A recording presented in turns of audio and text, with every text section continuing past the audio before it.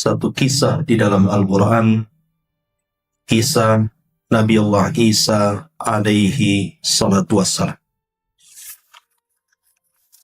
Karena dalam Islam itu harus mengakui semua para nabi. Tidak seperti orang-orang Yahudi yang mengingkari kerasulan Isa bin Maryam. Tidak pula seperti orang Nasrani yang tidak mengakui kerasulan Nabi kita Muhammad SAW. Sementara kita diajarkan dalam Al-Quran, la nufarriku baina ahadin minar rusul. Kita tidak boleh membeda-bedakan semua utusan Allah yang diutus Allah kepada manusia, termasuk di dalamnya Isa dan Musa alaihi wassalam. Ma'asyiral muslimin yang dimuliakan Allah subhanahu wa ta'ala, Nabi Allah Isa alaihi salatu wassalam adalah Nabi yang terakhir yang diutus oleh Allah subhanahu wa ta'ala kepada Bani Israel. Dan Bani Israel sendiri adalah keturunan daripada Nabi Allah Ya'qub putra Ishak. Karena Israel itu nisbah daripada atau nama daripada Nabi Ya'qub itu sendiri. Makanya keturunannya disebut Bani Israel. Nabi-nabi yang diutus kepada Bani Israel ini banyak sekali. Boleh dikata ribuan. Walaupun yang kita kenal namanya dalam Quran itu cuma 25 Nabi dan Rasul. Di mana sebagian besar dari 25 Nabi dan Rasul semua adalah Rasul-Rasul Bani Israel. Karena yang diutus kepada bangsa Arab itu cuma 4 saja. Pertama Nabi Allah Hud yang diutus kepada bangsa Ad. Kemudian Nabi Saleh yang diutus kepada bangsa Samud. Kemudian Nabi Allah Syu'aib yang diutus kepada bangsa Madian. Dan Rasul kita Muhammad sallallahu alaihi wasallam yang diutus kepada seluruh manusia. Adapun selebihnya, kebanyakan nabi-nabi dan rasul itu diutus kepada Bani Israel. Lah yang terakhir dari nabi-nabi Bani Israel dan yang paling masyhur bahkan masuk dan dalam deretan ulul azmi yang 5 adalah Isa ibnu Maryam. Makanya saat Nabi SAW lahir, orang-orang Yahudi mereka tidak bisa tidur di malam hari. Karena nampak ada bintang-bintang yang muncul pertanda kelahiran seorang Nabi. Mereka sebut dengan bintang Ahmad. Tapi di malam itu tidak ada satupun wanita Yahudi yang melahirkan. Justru ada seorang wanita mulia dari tanah Arab, Aminah bintu Wahbin, melahirkan. Pertanda kelahiran dengan munculnya bintang itu, dia menjadi seorang nabi. Maka kemudian orang-orang Yahudi dan yang ada di kota Madinah bersedih. Kenapa tidak ada dari wanita Yahudi yang melahirkan malam itu? Makanya para padri dan pendeta Yahudi, mereka pun menangis dan mengatakan, laqad zahabat nubuwatu Bani Israel. Telah hilang kenabian dari Bani Israel. Artinya ketika mereka mengatakan sungguh telah hilang kenabian Bani Israel, berarti Bani Israel hanya punya nabi terakhir. Dan tidak ada nabi setelahnya, Isa alaihi salatu wassalam. Karena nabi terakhir tidak dipilih oleh Allah dari Bani Israel, tapi dipilih oleh Allah dari Bani Ismail. Itulah Rasul kita Muhammad sallallahu alaihi wasallam. Ma'asyiral muslimin yang dimuliakan Allah subhanahu wa ta'ala. Dari mana kita mulai kisah Isa ini? Dan siapa Isa bin Maryam ini? Tentu karena Isa adalah salah satu dari mukjizat Allah subhanahu wa ta'ala. Dia terlahir tanpa bapa, sehingga sulit untuk mengambil jalur nasab dari bapak. Karena jalur nasabnya dari ibu, berarti kita mulai nasabnya dari ibu. Ma'asyiral muslimin yang dimuliakan Allah Subhanahu wa taala. Di dalam Al-Qur'anul Karim, Allah Subhanahu wa taala berfirman, "Inna Allah astafa Adam wa Nuhan wa ala Ibrahim wa ala Imran 'alal alamin." Sesungguhnya Allah Subhanahu wa taala telah memilih Adam, kemudian memilih Nuh, kemudian memilih keluarga Ibrahim, dan memilih keluarga Imran di atas seluruh alam manusia pada zamannya masing-masing. Di dalam ayat ini Allah Subhanahu wa taala mengatakan Allah memilih keluarga Imran. Siapa keluarga Imran ini? Keluarga Imran adalah para pemimpin yang berkuasa saat itu di Baitul Maqdis. Jadi Imran adalah pemimpin di Baitul Maqdis. Allah Subhanahu wa taala takdirkan Imran ini memiliki istri yang mandul, tidak melahirkan. Sampai satu hari istri daripada Imran ini sedang berjalan-jalan di sebuah taman, tiba-tiba melihat ada burung yang sedang menyusui anak-anaknya. Kemudian disitulah mereka berdua menginginkan anak seperti burung yang sedang memberi makan anak-anaknya. Teringat kalau mereka ingin memiliki putra. Bagaimanapun Imran adalah orang suci yang ada di Baitul Maqdis. Tentu orang suci harus punya keturunan. Karena orang baik keturunannya pasti baik. Akhirnya kemudian istri daripada Imran ini bernadar. Dan itu disebutkan dalam Al-Quran. "Idh qalat imra'atu Imrana rabbi inni nadartu laka ma fi batni muharrara. Fataqabbal minni innaka antas samiul alim." Ingatlah ketika istri Imran berkata, "Wahai Rabbku, sesungguhnya aku menazarkan diri kepadamu. Apa yang ada dalam kandunganku ini murni hanya untukmu." Artinya, istri Imran ini, dia bernazar kalau punya anak laki-laki, maka kelak anak laki-laki itu akan diserahkan kepada Baitul Maqdis untuk berkhidmat di Baitul Maqdis. Karena Baitul Maqdis itu tempatnya orang-orang soleh. Bahkan tempat para nabi. Makanya kemudian dia bernazar dan mengatakan, "Aku menazarkan diriku kepadamu apa yang ada dalam kandungan murni hanya untukmu." Maksudnya berkhidmat ke Baitul Maqdis. Maka terimalah nazar. Maka setelah kemudian Imran bernazar, istri Imran bernazar kepada Allah Subhanahu wa taala, Allah Subhanahu wa taala kabulkan nazarnya. Dengan izin Allah Subhanahu wa taala, akhirnya kemudian istri Imran pun kemudian hamil. Masalahnya, sebelum Maryam putri daripada Imran ini lahir, ayahnya meninggal dunia. Jadi Imran meninggal dunia dan meninggalkan istri yang sedang hamil.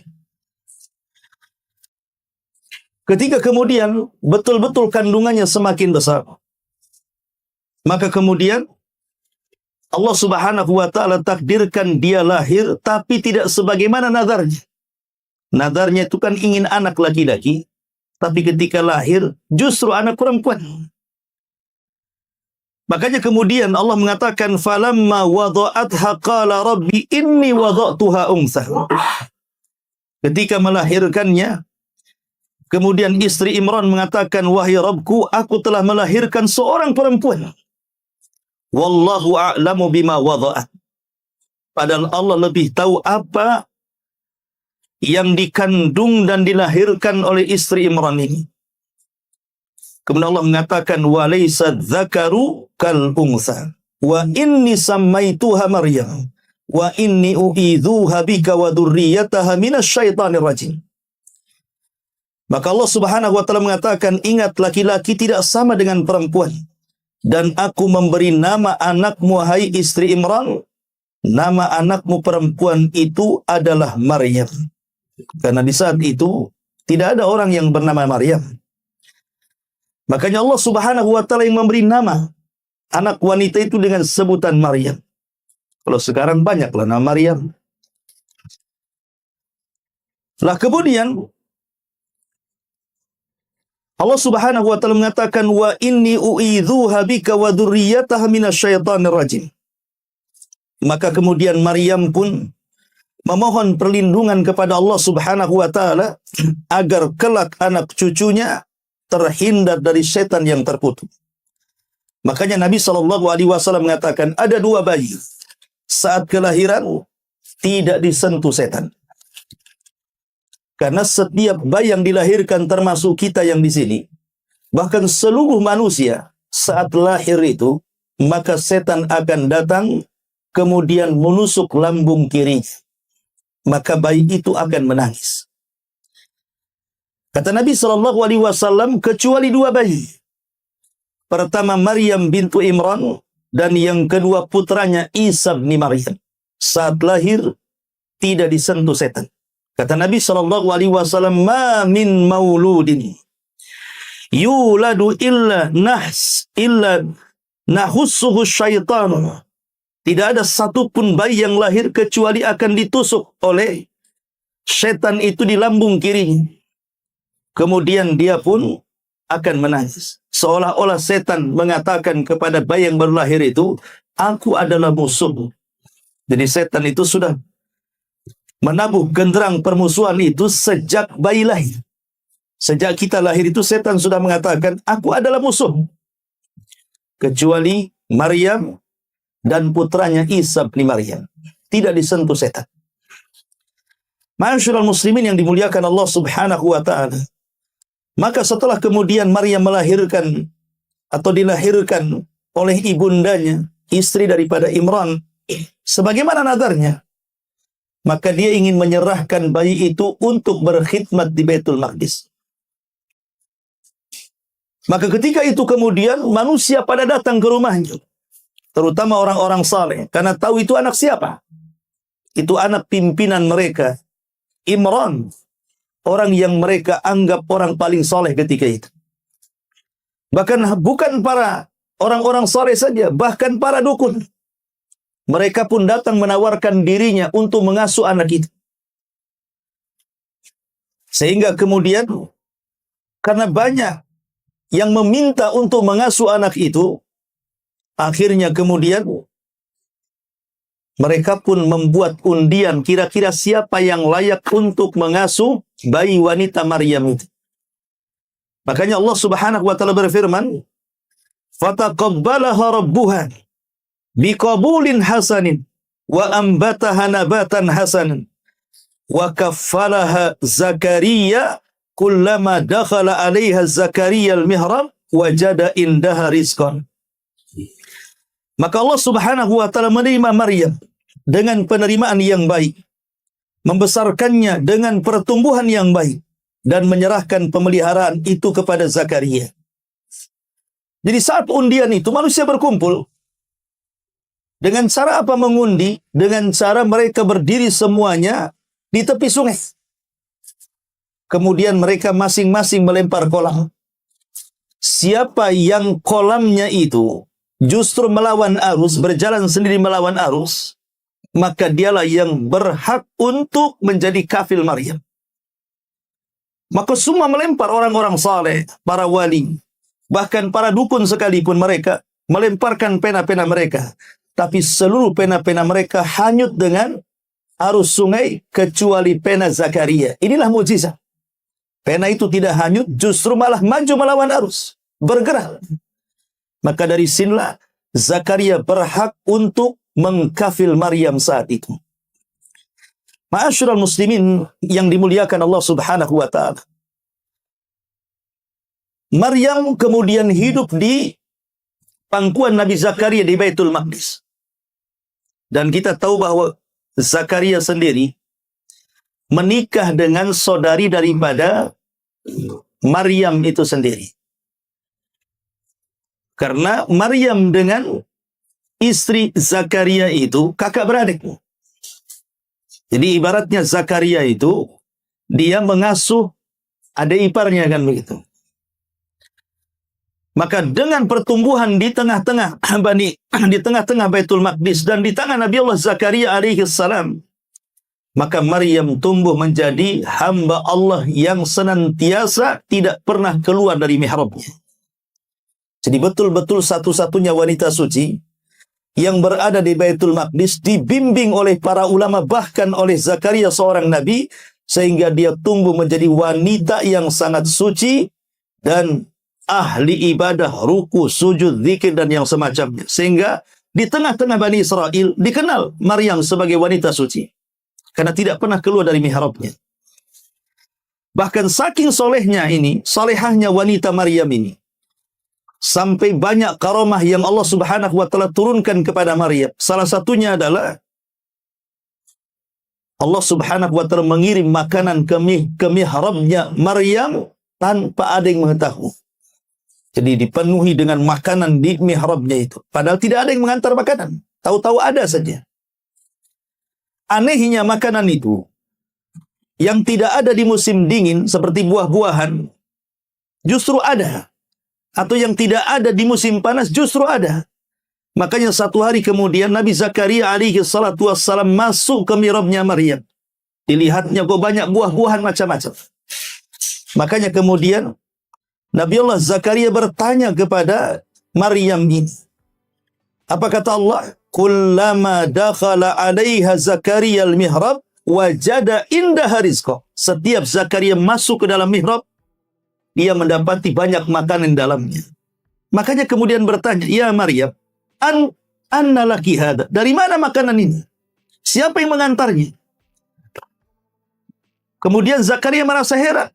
Kok makanan-makanan yang tidak ada di musim panas ada, buah-buahan yang tidak ada di musim dingin ada, sehingga Zakaria heran. Karena ini bukan makanan biasa.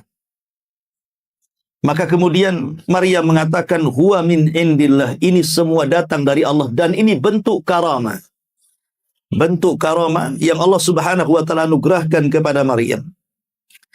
Ma'asyiral muslimin yang dimuliakan Allah Subhanahu wa Ta'ala. Setelah Maryam pun kemudian menginjak remaja, kemudian dewasa, maka kemudian satu hari karena ada sebuah hajat, Maryam keluar dari Baitul Maqdis.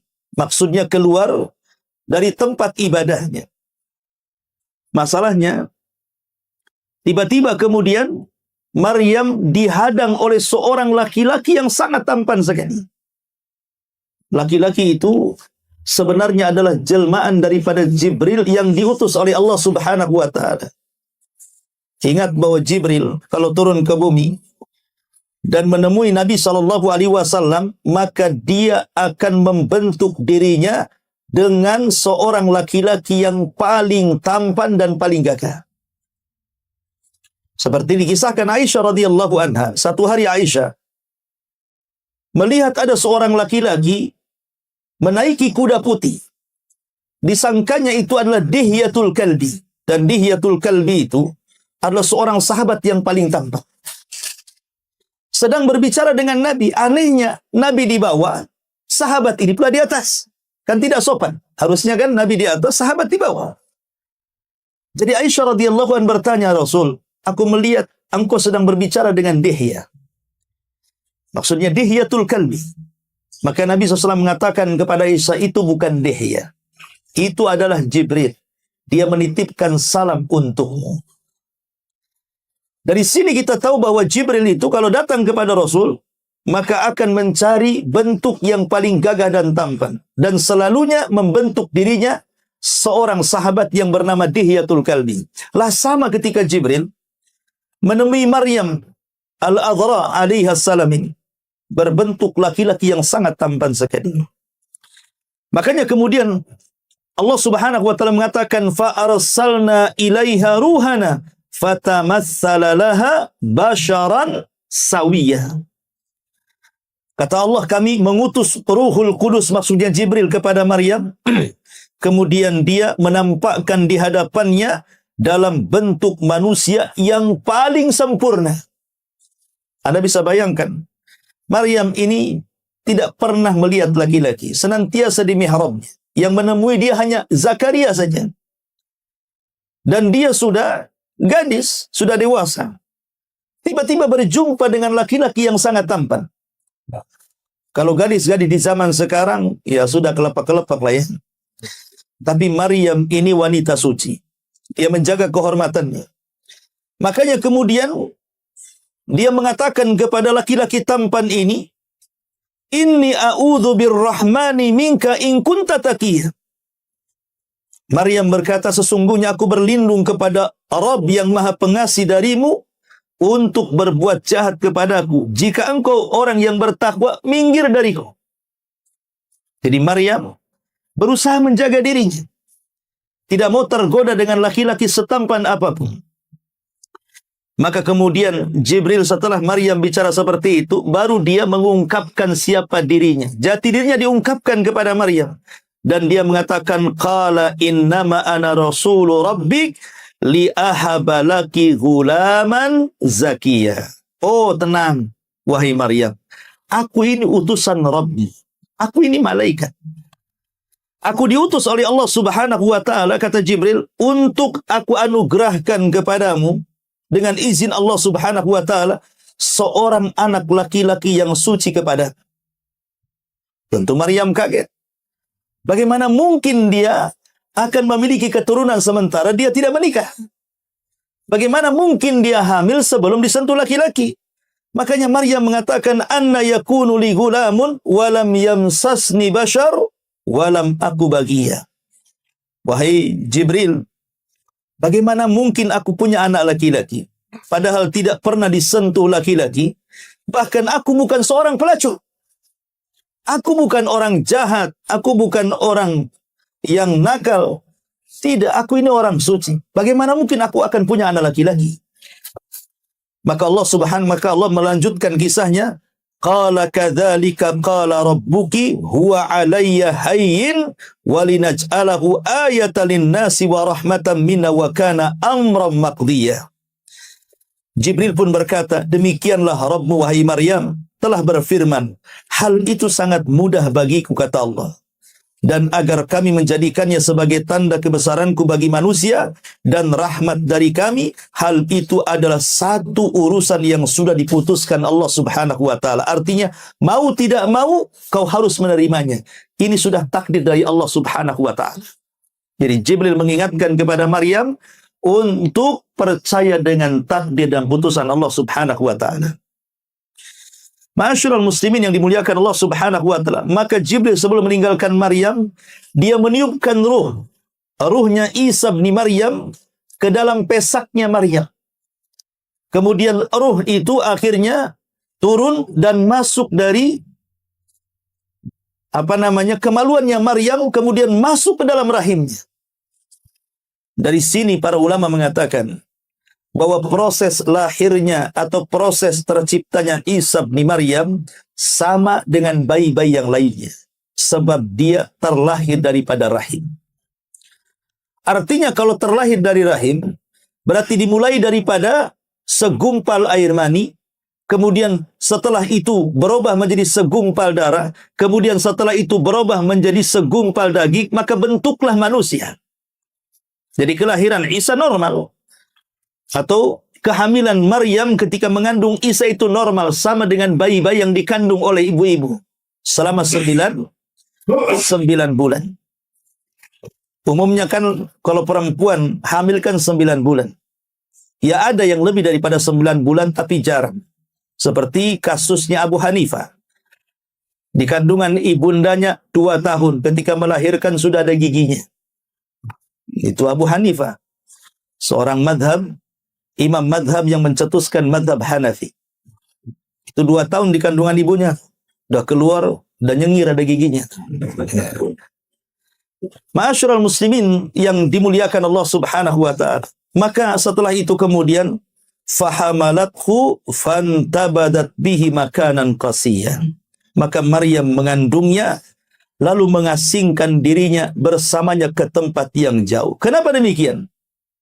Tentu Maryam ketakutan. Bagaimana mungkin dia belum kawin, tidak disentuh laki-laki? Bagaimana mungkin dia hamil? Apa yang dikatakan Bani Israel kepadanya? Sementara ibundanya wanita suci, ibundanya wanita baik-baik, istri daripada orang yang paling soleh di Baitul Maqdis, Imran. Bagaimana mungkin dia hamil? Tentu ini akan jadi aib bagi masyarakat Bani Israel. Akhirnya kemudian dia pun mengasingkan diri keluar dari Baitul Maqdis. Ketika kehamilannya sudah membesar, dia takut. Saat kehamilan ini, kemudian ketahuan oleh istri daripada Zakaria. Istri Zakaria ini saudarinya.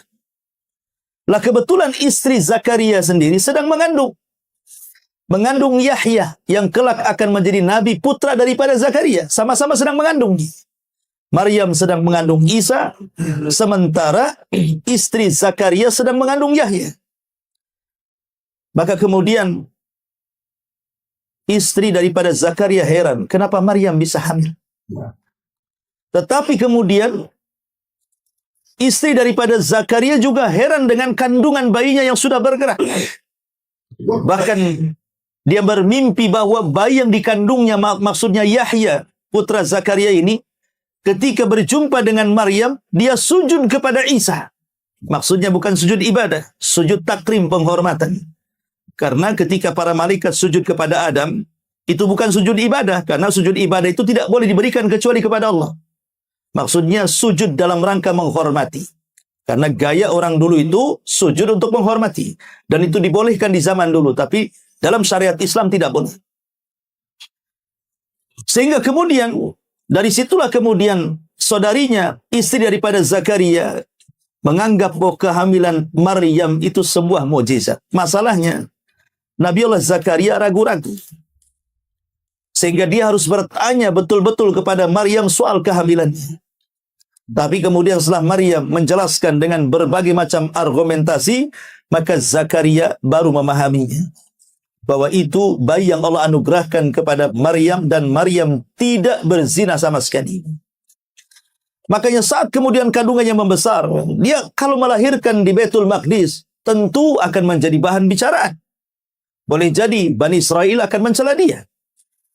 Makanya untuk menghindarkan supaya Baitul Maqdis tidak menjadi bahan pembicaraan yang buruk di tengah-tengah Bani Israel, dia keluar dari Baitul Maqdis. Kemudian dia pun masuk ke kebun-kebun kurma. Dari sini kita tahu Isa itu lahir di kebun kurma. Karena mereka orang-orang Nasrani mengatakan Isa itu lahir di kandang domba. Maka Islam berbeda. Karena di sini Allah Subhanahu wa taala mengatakan, apa kata Allah Subhanahu wa taala? Faja'ahal mahad ila jid'in nakhlati qalat ya laitani muttu qabla hadha wa kuntu nasyan mansiya. Kata Allah Subhanahu wa taala, rasa sakit akan melahirkan memaksanya Maryam untuk bersandar pada pangkal pokok kurma. Jadi dia melahirkan bersandar di pokok kurma, di kebun kurma, bukan di kandang domba. Ya. Kemudian Allah Subhanahu wa taala mengatakan, dia pun Maryam berkata, oh seandainya aku mati sebelum ini dan menjadi seseorang yang tidak pernah diperhatikan manusia dan dilupakan selamanya oleh manusia. Seolah-olah Maryam mengatakan, kalau bayi ini lahir, kira-kira apa yang harus aku katakan kepada manusia? Manusia menganggap aku ini orang baik-baik. Maka dari sini kata para ulama, Maryam ini bercita-cita ingin mati. Pada dalam Islam, kan tidak boleh. Tidak boleh seseorang itu berangan-angan ingin mati karena musibah yang menimpa. Kata Nabi SAW, la tatamanna al-mauta. Tidak boleh seseorang itu berangan-angan ingin mati sebab musibah yang menderitanya. Seperti orang sakit parah bertahun umpamanya. Kemudian dia tidak tahan dengan penyakitnya, kasihan dengan orang-orang yang merawatnya. Tiba-tiba ada pikiran, lebih baik mati daripada hidup saya. Atau orang-orang yang terlilit ekonomi, susah cari pekerjaan, susah cari makan, harus merawat anak-anaknya dan begitu seterusnya. Terkadang kepikiran ingin gantung diri. Atau mungkin datang ke jembatan satu di Barelang, ingin nyemplungkan diri. Ya. Terkadang ada orang yang seperti itu. Ya. Tapi kenapa kemudian Maryam di sini malah ingin meninggal dan dia ingin selamanya dilupakan manusia dan tidak pernah diingat kebaikannya? Ulama mengatakan ada hal seseorang itu boleh berangan-angan ingin mati kalau dia takut terfitnah agamanya. Bukan persoalan dunia ya. Kalau tadi kan faktor ekonomi susah, akhirnya bercita-cita ingin mati. Faktor sakit, akhirnya bercita-cita ingin mati. Itu semua urusan dunia. Jadi larangan seseorang itu berangan-angan ingin mati ini kalau dalam urusan dunia. Tapi kalau dalam urusan agama, maka tidak masalah. Kalau dia takut terfitnah agamanya, maka tidak ada masalah. Ya. Tetapi orang-orang yang diberikan musibah oleh Allah, kalau memang dia tidak tahan, maka Rasul mengatakan wa in kana walabun, kalau memang harus seseorang itu bercita-cita ingin mati, silahkan, tapi berdoalah seperti ini kata Rasul. Ya Rabb, kalau kematianku lebih baik bagiku, maka wafatkan aku. Tapi kalau hidupku lebih baik, maka sembuhkan dan berikan aku kesempatan untuk beramal saleh. Makanya Nabi SAW pernah satu hari Abbas pamannya sedang sakit parah dan ingin mati daripada hidup. Maka Rasul melarang, wahai Abbas, tidak boleh seseorang itu berkeinginan ingin mati. Sebab kalau Allah sembuhkan dan dia orang jahat, ada kesempatan untuk bertobat. Tapi kalau Allah sembuhkan dan dia orang baik, adalah kesempatan untuk menambah amal saleh. Ma'asyiral muslimin yang dimuliakan Allah Subhanahu wa taala. Akhirnya kemudian Maryam pun dengan susah payah dia melahirkan sampai Allah mengatakan, fanadaha min tahtiha alla tahzani qad ja'ala rabbika tahtaki sariyya. Jibril diutus oleh Allah Subhanahu wa taala untuk menenangkan Maryam yang saat itu akan melahirkan. Apa kata Jibril? Maka Jibril berseru kepada Maryam dari tempat yang rendah, janganlah engkau bersedih, sesungguhnya Rabbmu telah menjadikan anak sungai di bawahmu dan engkau tidak akan susah melahirkan. Jadi kalaupun dia haus, sudah ada air di sekitarnya. Kalaupun dia lapar, tinggal goyangkan saja pohon kurma, maka akan jatuh rutob. Rutob itu kurma yang paling lezat, yang warna kuning masih benyek itu rutob, itu kurma yang paling lezat. Makanya Allah Subhanahu wa taala mengatakan wa huzzi ilaiki bijid'in nakhlah tusakit alaiki rataban janiyah. Goyangkanlah pangkal pohon kurma itu ke arahmu, niscaya pohon itu akan menjatuhkan buah kurma yang masak untuk kau makan. Ma'asyiral muslimin yang dimuliakan Allah Subhanahu wa taala. Maka Maryam pun melahirkan. Saat melahirkan keluar cahaya. Itulah Isa bin Maryam yang kelak akan menjadi seorang nabi dari nabi-nabi Bani Israel, bahkan akhir dari seluruh nabi Bani Israel, bahkan dia adalah ulul azmi minar rusul, bahkan dia satu-satunya nabi yang terikat dengan kita kaum muslimin kelak di akhir zaman. Karena Isa bin Maryam sampai hari ini dia belum mati. Semua para nabi mati, termasuk Nabi kita Muhammad sallallahu alaihi wasallam. Hanya Isa yang masih hidup sampai hari ini. Walaupun ada yang mengatakan Nabi Khidir masih hidup, diperselisihkan para ulama. Ada yang mengatakan dia mati, ada yang mengatakan hidup. Begitu juga Idris alaihi salam, ada yang mengatakan hidup, ada yang mengatakan mati. Tapi diperselisihkan para ulama. Kecuali Isa yang disepakati dia belum mati dan dia masih hidup dan akan turun di akhir zaman untuk membunuh Dajjal dan memimpin kaum muslimin menyebarkan Islam di akhir zaman. Ma'asyiral muslimin yang dimuliakan Allah Subhanahu wa taala. Akhirnya kemudian Maryam pun berpikir, bagaimana ini? Bayi sudah lahir. Bagaimana kalau Bani Israel bertanya siapa bapaknya? Dari mana bayi ini? Nanti mereka menuduh aku berzina. Maka Allah Subhanahu wa taala memberikan solusi kepada Maryam dengan mengatakan, kalau orang-orang datang kepadamu bertanya soal bayimu di Baitul Maqdis, jangan bicara sepatah kata pun. Diam saja. Nanti akan aku tunjukkan mukjizat kepada anak. Maka Maryam pun kemudian pulang ke Baitul Maqdis. Setiap ada orang yang berkata, itu anak siapa? Apakah engkau seorang ibu pezina? Itu siapa bapaknya? Maka Maryam diam, persis seperti isyarat dari Allah Subhanahu wa taala. Tetapi Allah Subhanahu wa taala ingin membersihkan Maryam, bahwa Maryam bukan pezina. Ya, Maryam wanita suci. Dan kita yakini Maryam itu wanita suci, tidak seperti orang-orang Yahudi sampai hari ini menganggap Maryam itu berzina dan anaknya anak zina. Tapi Islam tidak. Islam tetap mengatakan Maryam itu wanita suci dan anaknya juga anak yang suci, bukan hasil zina. Makanya ada satu kisah. Seorang ulama namanya Imam Baqillani. Imam Baqillani ini ditantang debat oleh seorang raja Nasrani di zaman itu. Kata raja Nasrani ini dari raja-raja Romawi, mengatakan, siapa di antara ulama-ulama kalian wahai kaum muslimin yang paling cerdas? Aku bisa kalahkan debat dengan dia, dan kupastikan dia datang sujud menghadapku. Maka orang-orang mengatakan, ada namanya Baqillani. Dia kalau datang kepadamu, dia tidak akan sujud dan dia bisa mematahkan hujahmu. Kata sang raja, kupastikan dia bisa sujud kepadaku. Kemudian raja mengirim undangan agar Imam Baqillani datang ke istana.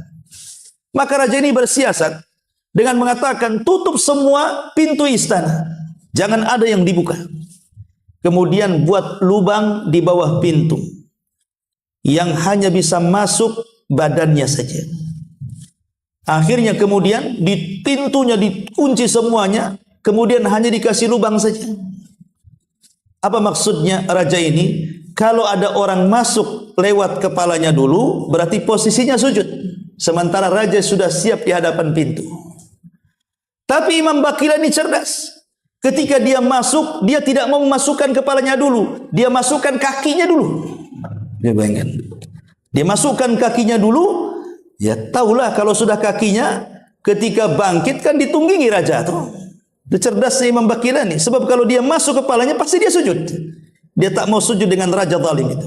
Dia kakinya dulu. Ketika dia sudah di dalam, dia bangkit membelakangi sang raja. Sang raja kagum kecerdikan si Imam Baqillani. Mulailah kemudian di ruangan itu ada pendeta-pendeta. Ya. Kemudian Imam Baqillani bertanya kepada pendeta-pendeta itu, gimana kondisimu? Bahasa Arabnya, kaifa haluk, bagaimana kondisimu? Kata para pendeta, alhamdulillah, kami sehat. Bagaimana keluargamu? Marah mereka. Karena pendeta tidak boleh kawin masalahnya. Kalau ditanya keluarga pula kan itu, kan itu.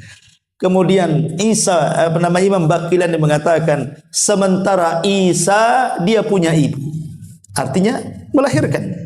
Ya. Isa itu punya ibu, Maryam punya anak. Kenapa kalian tak punya anak? Katanya. Kemudian debat panjang sampai akhirnya sang raja ini mengatakan kepada Imam Baqillani, aku dengar ibu kalian, maksudnya Aisyah radhiyallahu anha, dia seorang pezina. Kenapa raja ini mengatakan seorang pezina? Karena Aisyah ini dulu pernah difitnah oleh orang-orang munafik saat ketinggalan kereta dari pasukan Nabi Shallallahu Alaihi Wasallam, diselamatkan oleh seorang sahabat namanya Safwan ibn Mu'attil. Sehingga ketika Safwan ibn Mu'attil menyelamatkan Aisyah karena ketinggalan kereta, dilihat orang-orang munafik, kemudian mereka menuduh Aisyah berselingkuh dengan Safwan ibn Mu'attil. Maka Rasul sedih. Kenapa ada tuduhan seperti itu? 1 bulan Rasul tidak menemui Aisyah. Kemudian karena wahyu tidak kunjung turun membersihkan nama Aisyah, Rasul datang kepada Aisyah dan mengatakan, wahai Aisyah istriku, kalau memang kau ingin mengaku berzina, nggak ada masalah, tinggal bertobat, Allah ampuni dosamu. Tapi kalau engkau memang tidak melakukannya, nanti Allah akan bela dari 7 lapis langit sana, akan turun wahyu membersihkan namamu. Aisyah heran. Kenapa Nabi SAW memiliki 2 pilihan? Pertama harus mengaku atau tidak mengaku, seolah-olah Rasul terpengaruh dengan orang-orang munafik. Maka Aisyah hanya kemudian tidak bisa menjawab pertanyaan Rasul, hanya menatap ayahnya Abu Bakar dan mengatakan, wahai ayahku, jawab pertanyaan Rasul. Abu Bakar diam dan menangis. Aisyah mengatakan kepada ibunya Ummu Ruman, wahai ibunda, jawab pertanyaan Rasul. Ibunya pun diam, hanya bisa menangis. Aisyah seolah-olah tidak ada pembelaan, akhirnya diambil selimut, dia menutup dirinya kemudian menangis dan mengatakan fasabrun jamil, sungguh sabar itu indah katanya. Dari situ kemudian Rasul tiba-tiba bergetar seolah-olah ada alamat turun wahyu. Karena itu salah satu alamat turun wahyu itu Rasul gemetar. Kadang-kadang di musim dingin dia bisa berkeringat. Rupanya Jibril datang membersihkan nama Aisyah, turun surah Nur ayat 1-9 bahwa Aisyah tidak berzina. Lah, makanya kemudian Raja Nasrani ini bertanya kepada Imam Baqillani, aku dengar ibumu Aisyah berzina. Kata Imam Baqillani, apa tidak salah? Jangan-jangan ibumu. Maksudnya Maryam. Ya. Kemudian Raja marah dan mengatakan, bagaimana kau katakan ibu kami berzina? Ibu kami suci. Maka Imam Baqillani mengatakan, baik, saya akan bicara soal logika. Sekarang ada satu wanita. Kemudian dia hamil dan melahirkan. Yang satu, ada satu wanita. Dia tidak hamil dan tidak melahirkan dan punya suami. Yang satu hamil melahirkan tak ada suami. Yang satu tidak hamil dan tidak melahirkan dan punya suami. Kira-kira yang pantas dituduh berzina itu siapa? Kira-kira, kata Imam Baqillani, ini wanita. Tidak ada suami, punya anak. Berarti pas dituduh berzina kan? Anak siapa ini? Jangan-jangan kau berzina kan begitu. Sementara yang satu ini wanita, hamil pun tidak, apalagi melahirkan, dan dia punya suami. Macam mana dituduh berzina? Tapi Imam Baqillani mengatakan, tapi aku yakin bahwa kedua wanita itu dua-duanya suci. Maksudnya Maryam dan juga Aisyah, dua-duanya wanita suci.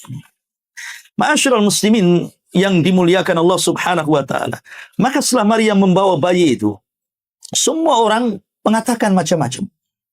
Di sini Allah subhanahu wa ta'ala menunjukkan mukjizat kepada Isa berupa apa? Bayi ini tiba-tiba bisa bicara. Bayi yang dalam pangkuan ini bisa bicara. Makanya Rasul mengatakan ada 4 bayi di dunia ini yang bisa bicara.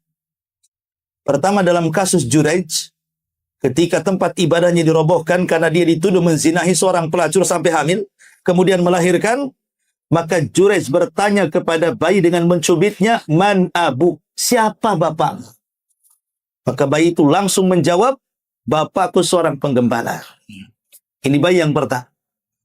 Ya. Kemudian yang kedua, kisah bayi dalam kisah Ashabul Uhdud. Yang 20.000 dimasukkan ke dalam kobaran api. Tiba-tiba ada seorang wanita yang goyah imannya. Kenapa? Karena bayinya ditebus, diambil oleh prajurit sang raja zalim dan hentak dilemparkan. Kalau engkau tidak murtad, kulemparkan bayinya. Maka tiba-tiba bayi itu bicara, ya umma, wahai ibuku, lemparkan saja dirinya. Nanti kita akan sama-sama berjumpa di sorga. Yang ketiga, bayi Masyitah. Masyitah tukang sisir Fir'aun. Ya. Saat hendak dimasukkan oleh Fir'aun ke penggorengan, tiba-tiba bayinya juga sama, diancam kalau engkau tidak murtad dan menyembah Fir'aun, bayi ini akan dilempar. Sempat goyah Masyitah ini. Tiba-tiba bayi ini bicara, tidak masalah. Lemparkan saja. Dan yang keempat di sini Isa bin Maryam. Bisa bicara. Ya. Ma'asyiral muslimin, tapi sekarang nggak ada. Kalau bayi bisa bicara, pasti ada baterainya di belakangnya. Itu robot nanti. Ya. Jadi intinya bahwa Isa bin Maryam tiba-tiba bicara. Apa yang dibicarakan Isa di sini? Tiba-tiba Isa mengatakan, qala inni Abdullah ataniyal kitaba wa ja'alani nabiyya wa ja'alani mubarakan aynama kuntu wa awsani bis salati waz zakati ma dumtu hayya wa barram biwalidati wa lam yaj'alni jabbaran syaqiyya wa salamun alayya yauma wulidtu wa yauma amutu wa yauma ub'atsu hayya. Tiba-tiba Isa ngomong di hadapan manusia yang hendak menuduh ibunya berzina. Kata Isa, sesungguhnya aku adalah hamba Allah. Dia akan memberikan kitab kepadaku, maksudnya Injil, dan akan menjadikan aku seorang nabi. Bayangkan, bayi ngomong begitu. Aku ini hamba Allah, akan diberikan kitab, dan Allah akan menjadikan aku seorang nabi. Dan aku akan menjadi orang yang paling berbakti kepada, dan dia akan menjadikan aku seorang yang diberkahi di mana saja aku berada. Dan memerintahkan kepadaku untuk salat, Bayi mengatakan, saya diperintahkan Allah untuk salat, untuk zakat sepanjang hayat. Bahkan diperintahkan aku oleh Allah agar aku menjadi orang yang berbakti kepada ibuku serta dia menjadikan aku orang yang tidak sombong dan tidak celaka. Kesejahteraan semoga dilimpahkan kepadaku, kata Isa, pada hari aku dilahirkan, pada hari aku diwafatkan, dan pada hari aku dibangkitkan. Tiba-tiba dia bicara seperti itu, semua kaget. Dan ini salah satu mukjizat Isa bin Maryam. Ya, ada yang menerima, ada juga yang menolak. Kebaikan itu terkadang tidak semua orang suka. Anda berbuat baik, apa semua orang suka? Tidak juga. Banyak orang yang hasad. Jangan-jangan lagi pamer. Padahal kita ikhlas. Ya. Bahkan sekalipun kita mungkin seorang nabi kemudian diberikan mukjizat, tidak semua orang menerima mukjizat. Banyak kok para nabi yang kemudian ketika mengeluarkan mukjizat itu ada yang beriman, ada yang kufur. Contoh memangnya kisah Nabi SAW diminta agar dibelahkan bulan menjadi dua. Padahal orang-orang Quraisy mengatakan, kalau engkau bisa membelah bulan itu, kami akan beriman. Setelah bulan betul-betul terbelah, apa kata mereka? Sesungguhnya Muhammad telah menampakkan sihirnya. Dianggap dukun. Ya kan? Nah ini memang seperti itu. Ya, Isa bin Maryam walaupun dari kecil diberikan mukjizat, ya ada yang menerima, ada yang tidak. Ya. Ma'asyiral muslimin yang dimuliakan Allah Subhanahu wa taala. Maka Isa pun kemudian tumbuh dari kecil menjadi remaja. Nampaklah mukjizat yang Allah Subhanahu wa taala tampakkan kepada Isa bin Maryam. Jadi saat remaja berkumpul dengan kawan-kawan sebayanya. Mulailah dia mengambil tanah lempuk. Kemudian dikumal-kumal, dikual-kual sampailah berbentuk burung. Tiba-tiba kemudian burung itu ditiupkan ruh oleh Allah dan hidup dan bisa terbang. Kan aneh itu, ya. Ibaratnya antum punya celengan ayam gitu ya. Tahu-tahu hidup. Wah. Rugi nggak? Rugilah, celengannya 1 juta. Jadi ayam dijual berapa kan gitu. Ya. Intinya contohnya itu mukjizat Isa bin Maryam. Yang lebih lagi, terkadang Isa ini ngomong dengan kawan-kawannya, di rumahmu pasti dalam kulkasmu itu ada ayam, ada daging, ada kangkung, ada apa. Dan semua tebakan Isa itu semuanya ada. Jadi dia nembak, tapi tebakannya itu benar. Ya. Bahkan kemudian Isa setelah besar pun diberikan oleh Allah Subhanahu wa taala mukjizat bisa menyembuhkan abros. Abros itu apa? Penyakit albino. Tahu ya albino ya? Albino itu penyakit yang tidak bisa diobati. Sampai hari ini nggak ada obat. Cuman bisalah dikurangi. Ya. Tapi kalau disembuhkan tidak bisa. Kenapa tidak bisa disembuhkan penyakit albino itu? Karena itu salah satu mukjizat Isa bisa menyembuhkan albino. Kalau bisa disembuhkan orang biasa, ngapain jadi mukjizat Isa? Ya. Makanya albino tidak akan bisa disembuhkan. Karena dijadikan mukjizat oleh Isa. Orang-orang di zaman ini tidak bisa menyembuhkan. Isa pula bisa menyembuhkan. Albino itu yang putih-putih itu. Itu namanya penyakit albino. Itu dalam bahasa Arab disebut abros namanya. Dan ini disebutkan di dalam Al-Quran. Allah Subhanahu wa taala berfirman tentang mukjizat Nabi Isa dalam Al-Imran 49 itu. Wa rasulan ila bani Israil. Inni qad ji'tukum bi ayati min rabbikum. Inni akhluqu lakum minat tini kahayati tayri fa anfuhu fihi fayakunu tayran biidznillah. Wa ubri'ul akmaha wal abras. Di sini disebut wal abrasa wa uhyil mauta biidznillah. Wa unabbiukum bima ta'kuluna wa ma tadakhiruna fi buyutikum. Inna fi dzalika laayatin Inna fi dzalika laayatan lakum in kuntum mu'minin. Dan Allah Subhanahu wa taala menjadikan Isa sebagai seorang rasul yang diutus kepada Bani Israel. Beliau berkata, maksudnya Isa, sesungguhnya aku telah datang kepada kalian dengan membawa mukjizat dari Rabbku. Dan sesungguhnya aku bisa membuat untuk kalian dari tanah liat, kemudian aku bentuk seperti burung, kemudian aku meniupnya, tiba-tiba dia menjadi burung betulan dan terbang. Tentu ini semua karena izin Allah Subhanahu wa ta'ala. Dan aku juga menyembuhkan orang-orang yang buta dari lahir. Jadi orang yang buta bisa disembuhkan. Maksudnya dari lahir ya, bukan setelah tua disembuh. Enggak, ini dari lahir dia memang sudah buta, Isa bisa menyembuhkannya. Kemudian juga bukan hanya itu saja. Wal abras, dan orang yang terkena penyakit albino. Ada yang mengatakan abras ini kusta bahasa gitu. Ada yang mengatakan albino tadi. Kemudian wa uhyil mauta, dan aku juga bisa menghidupkan orang mati dengan izin Allah. Jadi Isa ini bisa menghidupkan orang mati tentu dengan izin Allah. Jadi ada satu waktu Isa ini punya kawan. Kawannya sakit parah dan menjelang kematiannya. Jadi istri kawannya yang sedang menunggu suaminya yang mendekati ajal itu, dia ingin memberitahu Isa bahwa temannya sebentar lagi akan mati dan sedang sakit parah. Diutus. Masalahnya tempat dia dengan Isa ini jauh, berhari-hari. Nah, zaman itu kan gak ada kendaraan kecuali dengan jalan kaki, kuda atau naik unta. Sehingga kemudian setelah orang ini berjalan, orang ini meninggal. Kemudian orang ini sampai kepada Isa memberitahu kawannya sakit. Padahal sudah meninggal tuh. Maka Isa bergegas, kan itu kawannya. Akhirnya kemudian Isa pun bergegas mendatangi kawannya, rupanya sudah meninggal beberapa hari. Maka Isa berdoa kepada Allah Subhanahu wa taala, tiba-tiba kemudian dia hidup kembali karena izin Allah Subhanahu wa taala. Ya. Bahkan ada juga kisah Isa ini sudah menghidupkan beberapa kali, dan orang-orang menganggap bahwa Isa ini jangan-jangan dia sudah ada sandiwara dengan orang yang pura-pura mati kemudian pura-pura dihidupkan. Nah, jadi Isa ini berpura-pura saja, dia nyewa orang untuk bersinetron gitu ya. Pura-pura mati kemudian dihidupkan kemudian hidup gitu ya. Jadi ada orang yang enggak yakin dengan Isa bin Maryam. Akhirnya kemudian mereka meminta agar Isa bin Maryam menghidupkan orang terdahulu. Orang-orang terdahulu maksudnya orang bukan di zamannya. Saat Isa bercerita tentang kisah Nuh alaihi salam. Kemudian Nuh ini kaumnya dihancurkan. Kemudian Allah selamatkan di dalam perahu itu putra-putra Nuh, Syam, Ham dan Yafis. Ya, kemudian ceritakan.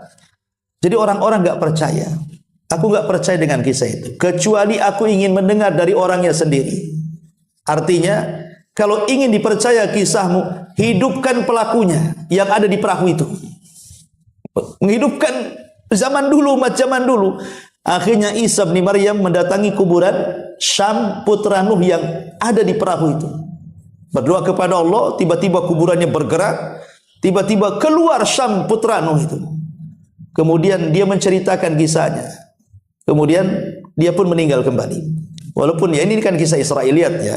Kita ini nggak usah yakin selalu membenarkan ataupun tidak perlu juga mendustakan. Namanya kisah-kisah Israiliyat ini hanya pelezat sejarah saja. Karena kita sudah punya Quran dan Sunnah. Cukuplah berpegang kepada Quran dan Sunnah. Tidak perlu kepada kisah-kisah Israiliyat. Kisah Israiliyat ini bisa dibenarkan, bisa tidak. Tapi jangan didustakan. Karena kalau didustakan takutnya benar. Ya. Makanya Rasul mengatakan hadithu an bani Israel wala haraja. Silahkan ceritakan tentang kisah Bani Israel dan tidak mengapa. Asal tidak bertentangan dengan Al-Quran dan Sunnah. Kalau bertentangan Quran dan Sunnah ya jelas itu batil. Ya. Seperti contohnya umpamanya kisah Israiliyah tentang kisah perahunya Nuh. Yang ketika itu dalam perahu Nuh itu rupanya Nuh terombang-ambing entah berapa hari, berapa bulan di kapal itu. Rupanya perbekalannya berkurang. Rupanya setelah berkurang apa? Dicuri oleh tikus. Makanya tikus itu dalam Islam disebut fawasik, binatang fasik. Dan harus dibunuh. Jadi Islam menganjurkan membunuh tikus.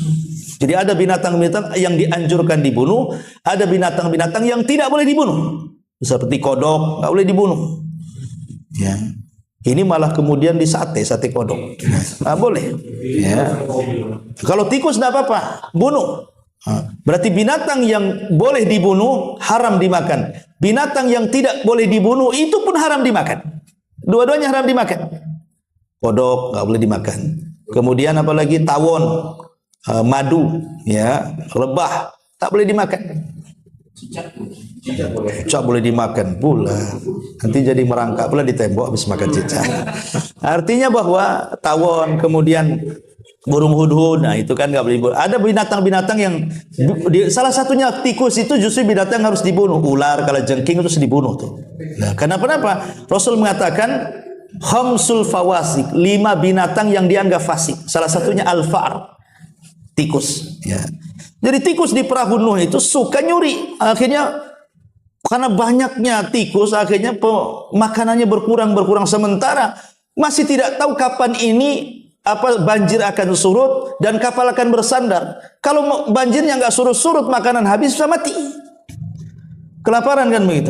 Akhirnya Nuh berdoa kepada Allah Azza wa Jalla. Maka Allah Subhanahu wa taala merintahkan harimau untuk bersih. Keluarlah dari hidungnya kucing. Jadilah Tom M Jerry di situ. Itu kisahnya Tom M Jerry itu. Nah ini kan kisah-kisah apa? Kisah-kisah batil kayak gini kan. Ya, tapi ini kisahkan juga kan gitu ya. Tapi kisah-kisah seperti ini nggak jelas. Masa jadi Tom M Jerry akhirnya kan. Intinya bahwa ada kisah-kisah Israiliyat yang bisa diceritakan sebagai pelezat kisah, ada juga yang tidak perlu. Intinya kembali bahwa Isa bin Maryam diberikan mukjizat oleh Allah Azza wa Jalla dalam berdakwah, dan setiap nabi itu ketika diberikan mukjizat maka akan diberikan sesuai dengan kebiasaan umat yang didakwahinya. Contoh di zaman Nabi Musa kan umatnya kan suka main sihir. Jadi madrasah Harry Potter ya istilahnya itu banyak di zaman Nabi Musa. Sehingga mukjizat Nabi Musa itu mirip-mirip sihir. Tongkat jadi ular, jari bercahaya, macam-macam ya, mukul laut jadi belah, itu kan kayak sihir. Tapi itu bukan sihir mukjizat. Maksudnya mirip-mirip sihir karena kaumnya gemar belajar sihir. Lah di zaman Nabi Isa ini kaumnya gemar meneliti obat. Sehingga kemudian banyak obat-obatan yang ditemukan mampu menyembuhkan penyakit yang dulunya dianggap luar biasa menjadi penyakit biasa, dan obatnya ada di mana-mana. Akhirnya mukjizat Isa pun dimirip-miripkan dengan mereka. Menyembuhkan penyakit buta, menyembuhkan penyakit albino, menyembuhkan penyakit berbagai macam penyakit, bahkan orang mati pun bisa dihidupkan. Ya. Jadi supaya apa?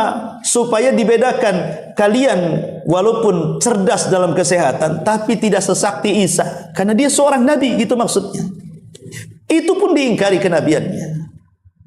Dan setiap para nabi mengajak umatnya untuk mentauhidkan Allah Subhanahu wa taala. Walaqad ba'atsna fi kulli ummatin rasulan an ibudullaha wajtanibut taghut. Tidaklah kami utus seorang rasul pada tiap-tiap umat kecuali ditugaskan mereka untuk menyerukan kepada manusia, sembahlah Allah dan jauhi sesembahan selain daripada Allah Azza wa Jalla. Singkat cerita, Isa pun kemudian berdakwah dan banyak pengikutnya. Lah pengikut-pengikut Isa ini kan ada orang-orang pilihan seperti yang disebut Hawariyun. Hawariyun ini orang-orang pilihan. Tetapi sehebat-hebatnya orang pilihan di zaman Bani Israel itu, tetap mereka degil dengan nabinya. Beda dengan para sahabat Rasul. Kalau Rasul sudah memerintahkan sesuatu, sami'na wa ata'na. Kalau Rasul sudah melarang sesuatu, sami'na wa ata'na. Enggak ada pikiran panjang, enggak berpikir secerdas apapun akal. Kalau sudah berhadapan dengan wahyu, sami'na wa ata'na. Itulah kata kunci para sahabat. Tapi sahabat-sahabat para nabi selain Rasul sallallahu alaihi wasallam itu bukan sami'na wa ata'na, sami'na wa asaina. Ya, kami dengar, ya, tapi kami maksiat kan. Mereka seperti itu. Hatta Hawariyun Isa, orang-orang pilihan Isa yang 12 juga sama. Ya. Satu hari mereka disuruh untuk berpuasa oleh Isa bin Maryam. Berpuasalah orang-orang Hawariyun sesuai dengan petunjuk Isa beberapa hari. Karena setiap nabi itu kan syariatnya sama perintahnya, cuman caranya beda. Seperti kita diwajibkan puasa, umat dulu juga diwajibkan puasa, tapi cara puasanya beda. Seperti di zaman Nabi Musa puasanya malam, kita kan nggak malam gitu ya. Ataupun tata cara sholat mungkin diperintahkan, tapi beda bentuk sholatnya. Intinya bahwa Isa menyuruh Hawariyun untuk berpuasa. Setelah selesai, kayak kita setelah Ramadan selesai, di hari terakhir mereka hendak berbuka. Mereka mengatakan kepada Isa, "Wa Isa, bisa nggak kau ngomong sama Rabbmu untuk buka terakhir kita ini, kalau bisa hidangannya turun dari langit." Makanya dalam Quran itu namanya surah Al-Maidah. Surah Al-Maidah. Apa arti Al-Maidah itu? Hidangan dari langit. Ya. Mereka minta hidangan dari langit. Dan ini dijelaskan dalam Quran. Allah Subhanahu wa taala berfirman dalam surah Al-Maidah ayat 112 ini, "Idz qala al-hawariyuna ya Isa ibn Maryam, hal yastati'u rabbuka an yunazzila 'alaina ma'idatan minas sama." Dan ketika orang-orang Hawarin berkata kepada Isa, "Wa Isa, bisa enggak Rabbmu menurunkan untuk kami hidangan dari langit?" Isa kaget dan mengatakan, "Ittaqullah, bertakwa kau kepada Allah. Kau meminta sesuatu yang aneh." Ya. Kemudian mereka mengatakan, "Qalu nuridu an na'kula minha wa tatma'inna qulubuna wa na'lam an qad saddaqtana wa nakuna 'alaiha minasyahidin." Mereka mengatakan, "Wahai Isa, kenapa kami minta itu? Kami ingin makanan darinya, hidangan itu, agar kami tentram hatinya. Serta kami yakin bahwa engkau telah berkata benar kepada kami, dan atas hidangan itu kami termasuk orang-orang yang menjadi saksi bahwa engkau seorang nabi." Bayangkan. Mereka sudah lama ikut Isa, tapi meragukan kenabian. Terus meminta mujizat terus. Ya, sampai akhirnya mereka meminta sesuatu yang mustahil. Meminta hidangan dari langit. Isa pun akhirnya, "Baik, saya akan kabulkan. Aku akan meminta kepada Allah Subhanahu wa ta'ala." Maka kemudian Isa bin Maryam berdoa kepada Allah Subhanahu wa ta'ala. Maka Allah Subhanahu wa ta'ala meminta syarat kepada Isa dengan mengatakan, "Qala Allah, inni munazziluha alaikum. Faman yakfur ba'du minkum fa inni u'adzibuhu adzaban la u'adzibuhu ahadan minal alamin." Katakan, wahai Isa, kepada Hawariyunmu, sahabat-sahabat setiamu, Allah akan turunkan hidangan dari langit. Tapi syaratnya, kalau setelah hidangan ini turun kalian kufur, maka Allah akan azab kalian, di mana azab ini belum pernah diazab kepada siapapun dari awal sampai akhir. Jadi ancamannya seperti itu. Ketakutan Hawariyun ini. Ya. Akhirnya betul-betul Allah turunkan tuh hidangan itu. Satu lapangan hidangan semua. Dan Isa mengatakan, inilah kita jadikan sebagai Id kita, awal dan akhir. Maka ketika hidangan itu sudah turun, orang-orang Hawariyun tidak berani mendekat. Mereka takut. Akhirnya karena tidak mau makan, tidak mau mendekat, maka Isa memerintahkan semua masyarakat untuk memakannya. Subhanallah, mujizat lagi. Setiap ada orang sakit, makanan hidangan dari langit semua sembuh. Kalau orang stroke, makan itu sembuh. Orang kanker, makan itu sembuh. Orang kena asam urat, makan itu sembuh. Ya, intinya semua penyakit sembuh, dan itu mujizat. Ya. Masyarul muslimin yang dimuliakan Allah Azza wa Jalla, setelah peristiwa ini, makanya kemudian Isa banyak sekali pengikutnya. Inilah yang kemudian orang-orang Yahudi, mereka pun hasad dengan Isa. Kemudian mereka menghasut Raja Romawi dan mengatakan, kalau Isa dibiarkan hidup, maka dia akan memberontak kita. Kalau dia sudah banyak pengikutnya, bisa saja dia memberontak kerajaan. Maka sebelum berkembang, wahai raja, sebaiknya kau tangkap, kau bunuh. Maka dari situlah kemudian raja memerintahkan pasukan, tangkap Isa, bunuh dia. Maka bergeraklah pasukan kerajaan. Lah ketika itu Jibril memberitahu Isa. Maka Isa setelah tahu bahwa dia akan ditangkap, dibunuh, maka kemudian dia mengumpulkan di rumahnya orang-orang pilihannya. Kemudian berwasiat kepada mereka, setelah aku tidak ada di sini, maka saya minta kalian meneruskan ajaran saya. Maka akhirnya setelah peristiwa itu kan mereka menyebar kemana-mana. Itulah menjadikan Nasrani di mana-mana. Ya, makanya kita tahu Injil itu yang disepakati cuma 4 oleh mereka. Walaupun Injil itu ada 40 lebih kan. Ada yang mengatakan yang 2 itu ditulis oleh Hawariyun. Maksudnya dari 12 orang pilihan itu, yang 2 adalah muridnya Isa. Sementara yang 2 itu dari murid-muridnya Isa. Mungkin kalau kita ini yang 2 yang nulis sahabat, yang 2-nya yang nulis tabi'in. Ya, generasi kedua gitu ya. Makanya itu yang disepakati. Adapun yang lain diperselisihkan, termasuk Injil Barnabas dan yang lain. Intinya bahwa Isa mengatakan kepada orang Hawariyun, sesungguhnya aku akan ditangkap, aku akan dibunuh. Siapa di antara kalian yang mau kuusap wajahnya, kemudian keserupakan wajah dia dengan wajahmu, dan dia yang akan ditangkap, disalib dan dibunuh, maka kalau dia mati, kujadikan dia temanku di sorga. Semua tidak mau. Kenapa? Mau ditangkap, disalib, dibantai. Siapa yang mau? Tetapi ada yang paling kecil dari murid Isa dari kalangan Hawariyun, dia siap untuk mengabdikan dirinya dan mengatakan, baik, buat saja aku serupa dengan ini. Maka setelah kemudian terjadi kesepakatan, Isa pun kemudian mengusap wajahnya persis seperti Isa bin Maryam. Maka ketika itu Isa kemudian berbaring, terjadi mukjizat, tiba-tiba kemudian datang cahaya dari langit, maksudnya para malaikat turun, dan saat Isa sedang tidur, maka malaikat mengangkat Isa ke langit dan diletakkan di langit kedua. Dan dia masih hidup. Tetapi Isa bin Maryam walaupun di langit tidak terhitung umurnya. Jadi ketika dia turun, umurnya sama ketika dia diangkat. Ketika diangkat 33 tahun, nanti turun juga segitu umurnya. Jadi langit tidak menghitung umurnya. Dan ulama mengatakan bahwa umur penduduk sorga itu sama dengan umur Isa ketika diangkat ke langit. 33. Semua penduduk sorga itu usianya 33. Jadi antum yang sudah tua jangan sedih. Nanti akan muda lagi. Karena umur 33 itu lagi kuat-kuatnya. Jadi fisiknya itu lagi kuat-kuatnya. Maka dipilih usia segitu untuk menjadi usia penduduk sorga. Siapa yang 33? Jangan yang sakit-sakit ya. Maksudnya yang umumnya orang 33 ini lagi kuat-kuatnya lah intinya. Jadi Isa itu diangkat di usia begitu. 33, 34 lah antara itu. Intinya bahwa Isa diangkat ke langit. Makanya Allah Subhanahu wa taala mengatakan, inni mutawaffika wa rafi'uka ilayya. Sesungguhnya aku wafatkan kamu. Maksudnya wafat di sini tidur, bukan mati. Dan aku angkat dirimu kepada.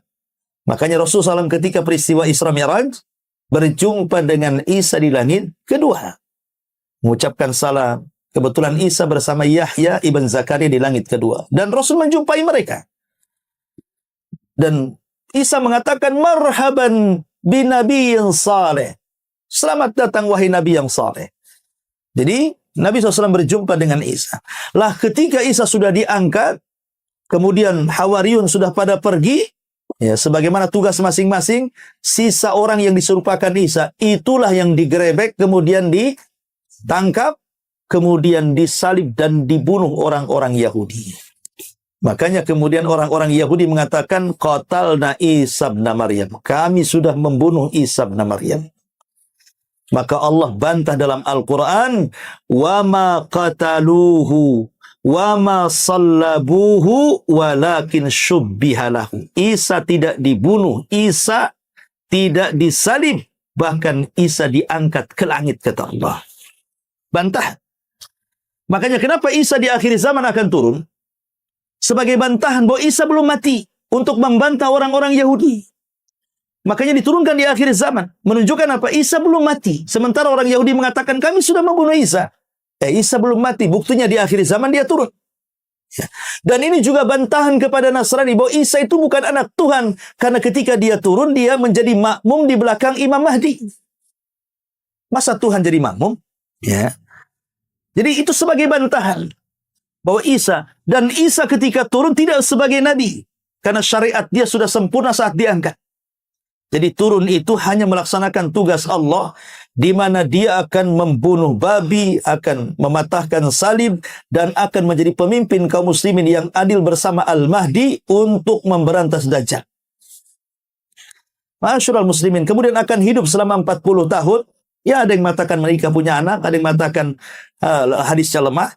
Tapi yang jelas Isa selama 40 tahun setelah diturunkannya, dia banyak berinteraksi dengan kaum muslim. Bahkan Allah mengatakan, wa min ahlil kitab illa la yu'minan nabihi qabla mautih.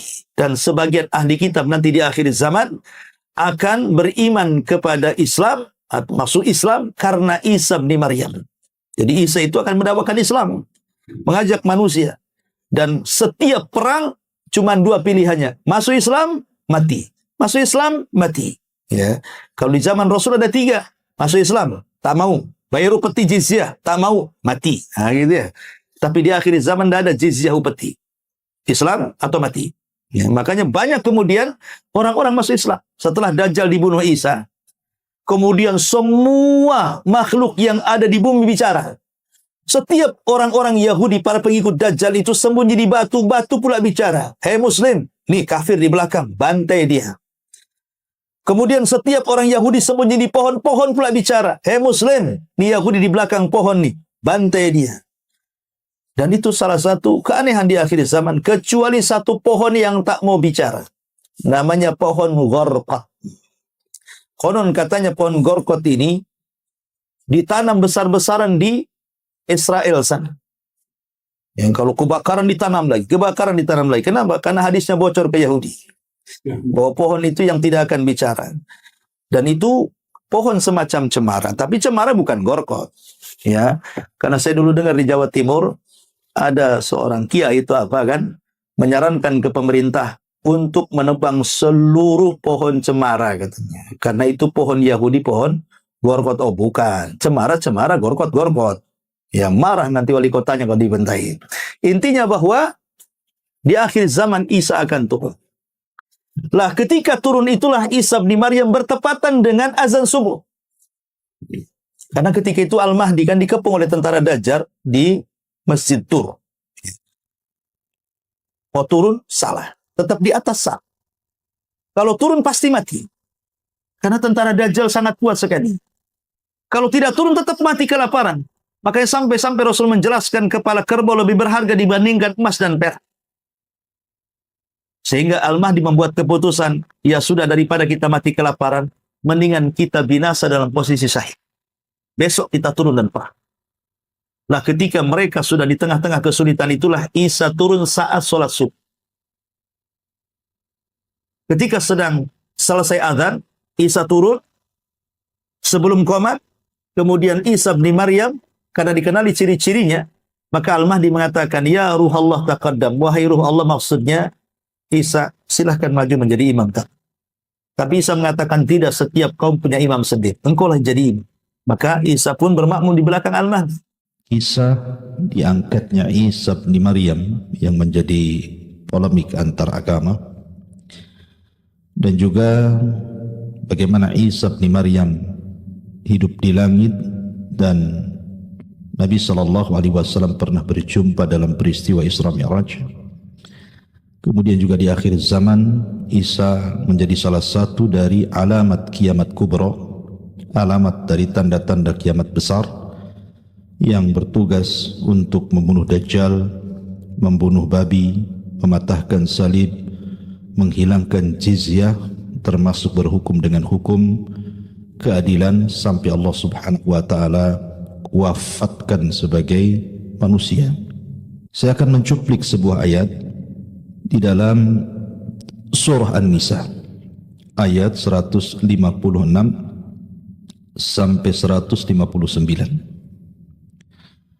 Allah Subhanahu wa taala berfirman, wa bi kufrihim wa qaulihim ala Maryam buhtanan 'azima wa qaulihim inna qatalna al-masiha Isa ibn Maryam Rasulullah wa ma qataluhu wa ma sallabuhu walakin shubbiha lahum wa innal ladhina ikhtalafu fihi la fi shakkin minhu ma lahum bihi min ilmin illa ittiba'adh dhann wa ma qataluhu yaqinan bal rafa'ahu Allahu ilaihi wa kana Allahu azizan hakima wa in min ahli kitab illa la yu'minanna bihi qabla mautihi wa yawmal qiyamati yakunu alaihim syahida. Dan di antara kekufuran mereka bangsa Yahudi, dan ucapan kufur mereka adalah terhadap Maryam bintu Imran, sebuah kedustaan yang sangat besar. Dan ucapan mereka yang mengatakan kami telah membunuh Al-Masih Isa bin Maryam, utusan Allah, juga merupakan kekufuran mereka. dan Allah Subhanahu wa taala tidak membunuh Isa, kemudian tidak menyalib Isa, akan tetapi Isa diserupakan dengan mereka. Dan sesungguhnya orang-orang yang berselisih tentang perkara ini sungguh di atas keraguan. Tidak ada ilmu yang mendasari kecuali hanya mengikuti prasangka saja, dan mereka tidak membunuh Isa secara yakin.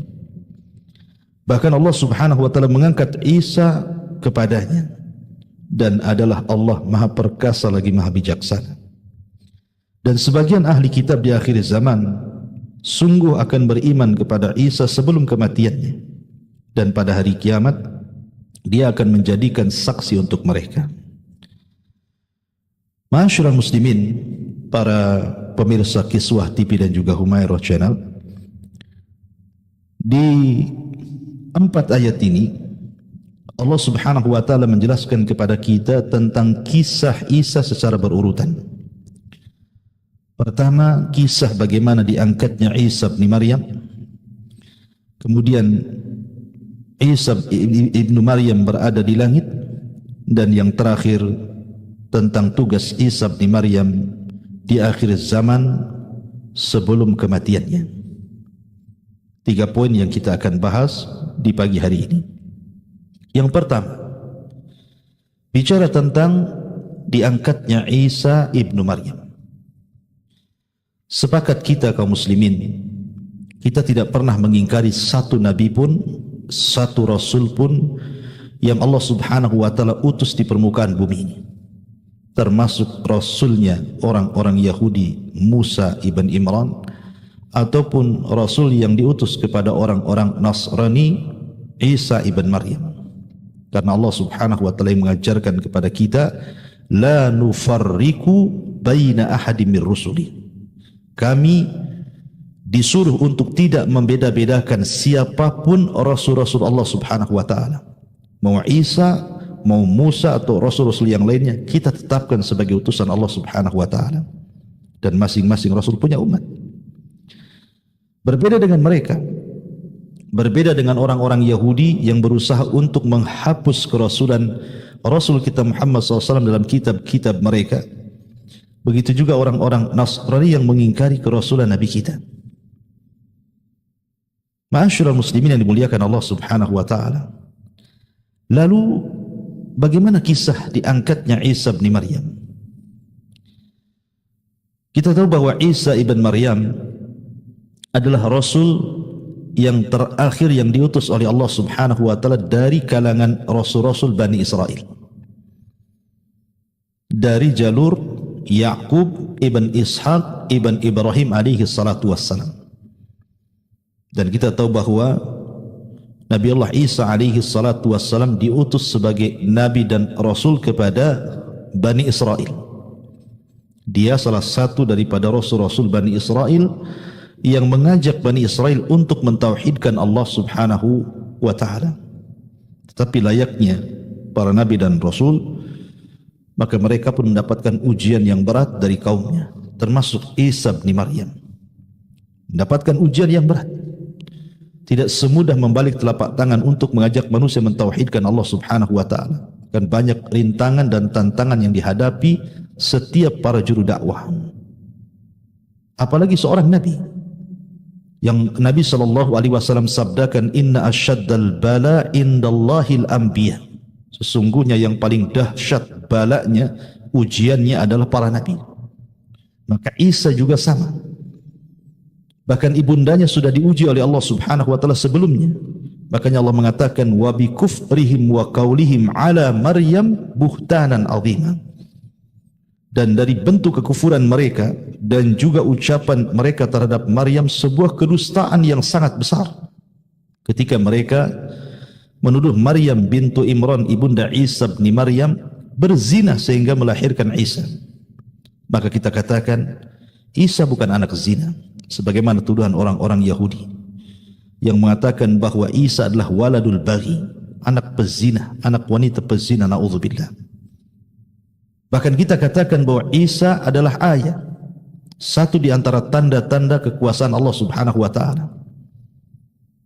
Makanya Allah Subhanahu wa taala ketika bicara tentang kelahiran Isa bin Maryam, Allah mengatakan wa kalimatuhu alqaha ila Maryam wa ruhun minhu.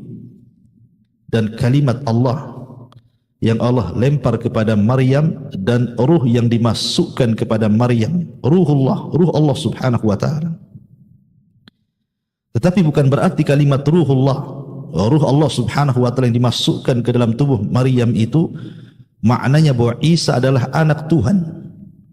Dan Allah yang memasukkan langsung ke dalam rahim Maryam, bukan itu. Pertama, kalimatuhu alqaha ila Maryam. Maksud kalimat di sini adalah kalimat kun fayakun. Sebagaimana Allah Subhanahu wa taala ketika bicara tentang Adam, inna mathala Isa kamathali Adam.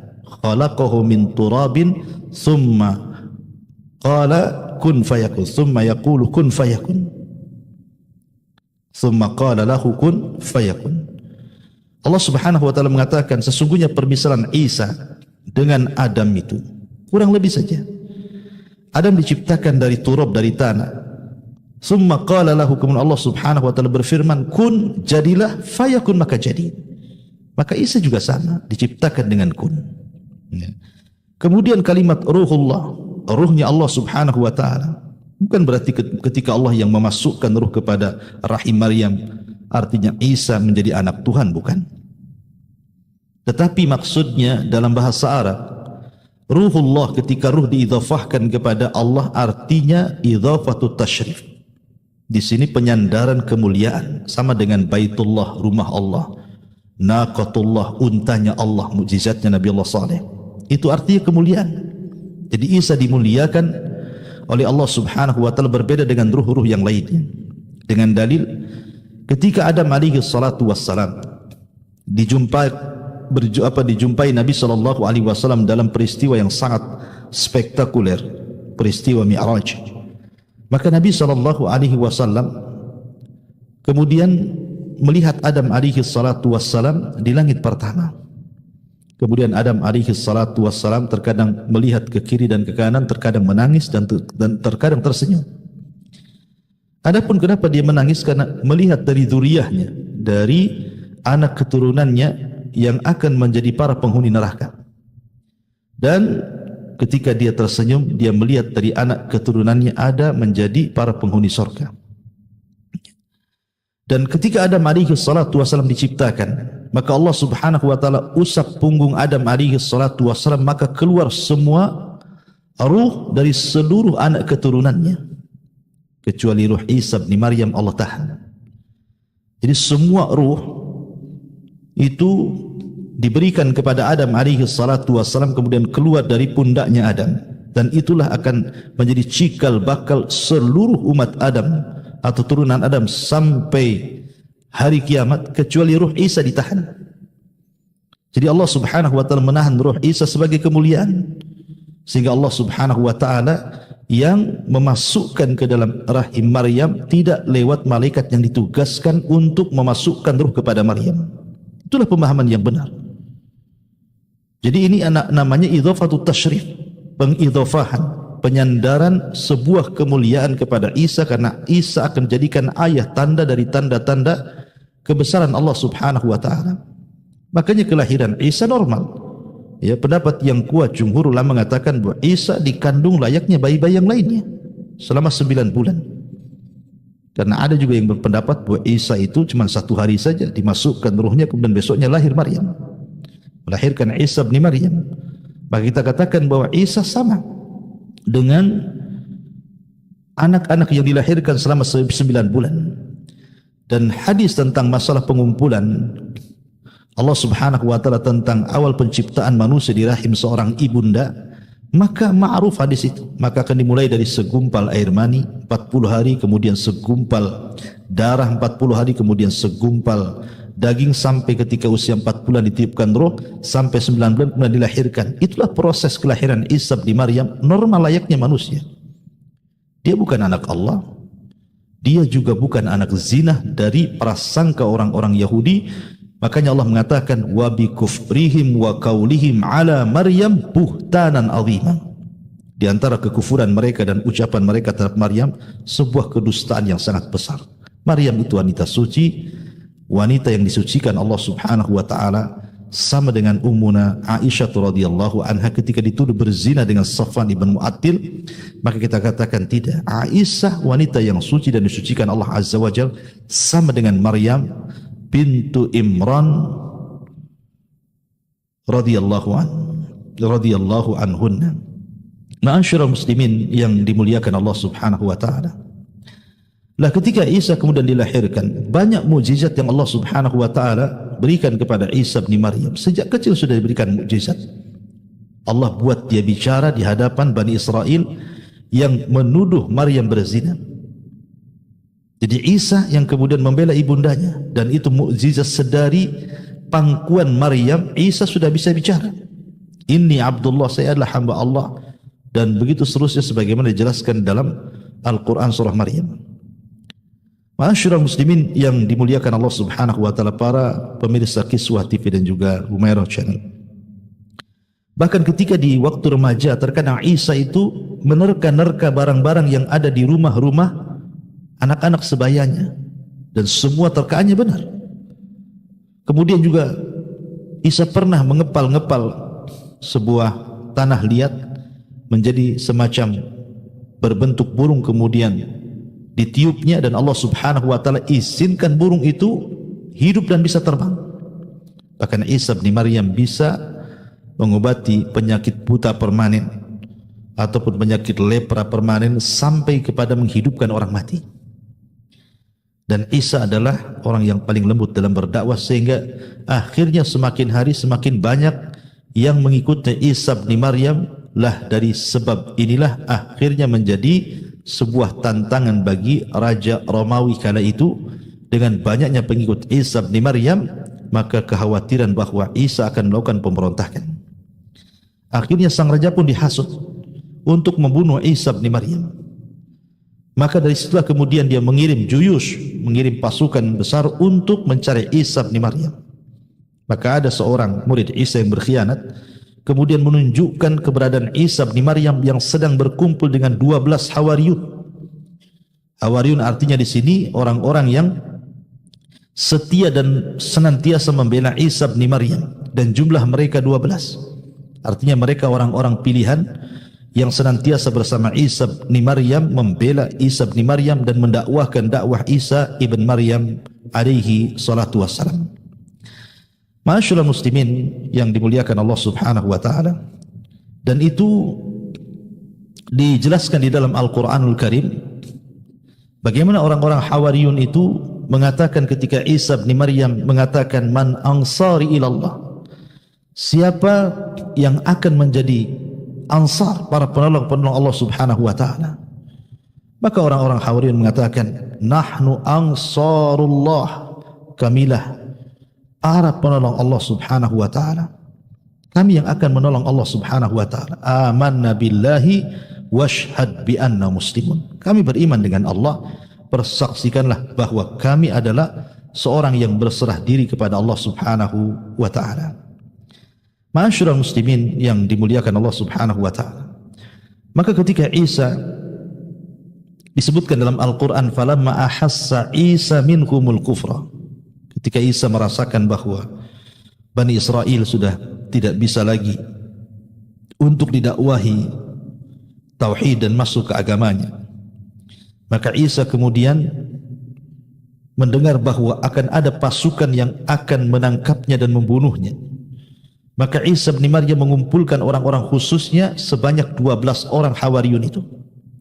Kemudian Isa bin Maryam banyak memberikan nasihat kepada mereka dan mengatakan, ayyukum yulqa alaihi syabahi wa huwa rafiqi fil jannah.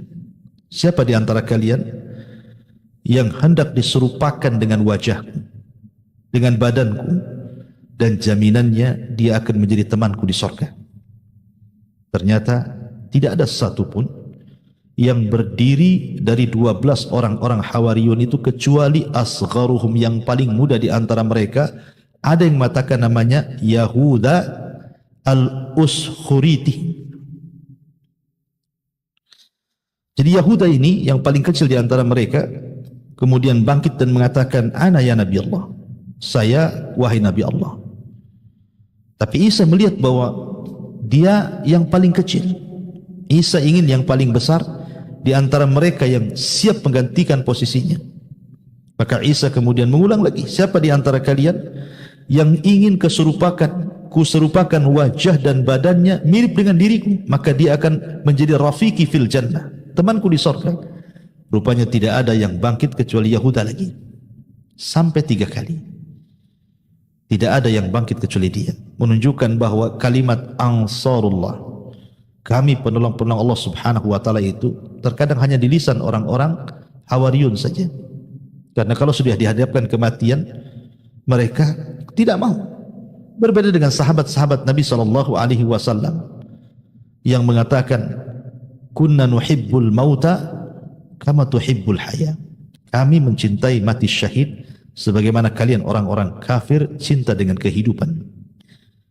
Begitulah ucapan para sahabat Nabi SAW. Mereka siap mati untuk Rasul dalam rangka membela agama Allah subhanahu wa ta'ala, siap untuk menghabiskan harta dan waktunya untuk berjuang di dalam agama Allah subhanahu wa ta'ala. Makanya Allah subhanahu wa ta'ala menjadikan percontohan para sahabat untuk diikuti orang-orang setelahnya. Allah mengatakan dalam surah At-Taubah ayat 100, as-sabiquna al-awwaluna minal muhajirin wal ansar walladzina tabauhum bi ihsan. Dan orang-orang yang awal dari kalangan muhajirin dan ansar dan orang-orang yang mengikuti muhajirin dan ansar, maka Allah subhanahu wa ta'ala radhiyallahu anhum wa radu'an. Allah akan ridha dan mereka pun ridha kepada Allah subhanahu wa ta'ala. Sabiqunal awwalun minal muhajirin wal ansar walladzina tabauhum bi ihsan radhiyallahu anhum. Allah akan ridha kepada mereka dan mereka pun ridha kepada Allah, dan Allah janjikan surga bagi mereka. Jadi ketika Yahuda siap untuk menggantikan posisi Isa bin Maryam, akhirnya kemudian Isa pun terbaring di hadapan 12 Hawariyun, kemudian memberikan nasihat. Setelah ini berangkatlah kalian ke daerah-daerah kalian, ajak manusia ke dalam tauhid, ajak manusia kepada agama Allah, sebarkan Injil. Akhirnya kemudian Isa pun ditidurkan oleh Allah Azza wa Jalla, kemudian diangkat dengan cara Allah bukakan atap rumahnya, kemudian Isa pun diterbangkan Allah ke langit, dan Allah firmankan, inni mutawaffika wa rafi'uka ilai. Dan kami menidurkan dirimu hai Isa, dan kami angkat dirimu kepadaku.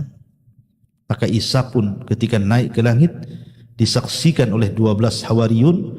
Maka setelah itu yang 11 Hawariyun mereka pun pergi kembali ke kampung-kampung halaman mereka, kemudian mendakwahkan dakwah Nasrani. Itulah kenapa Nasrani tersebar dari 11 Hawariyun ini sampai hari ini. Dan yang satu tetap di tempat itu yang diserupakan dengan Isa bin Maryam. Maka ketika datang para tentara Romawi yang gabungan antara orang Yahudi dan Nasrani untuk membunuh Isa bin Maryam, akhirnya kemudian mereka pun menangkap orang yang diserupakan dengan Isa.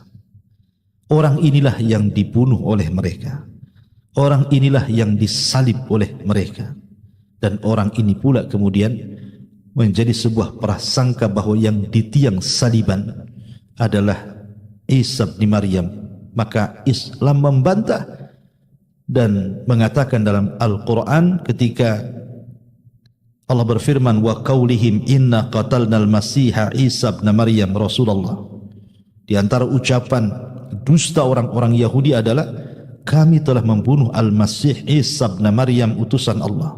Maka Allah bantah, wa ma qataluhu wa ma salabuhu, kemudian walakin syubbiha lahum.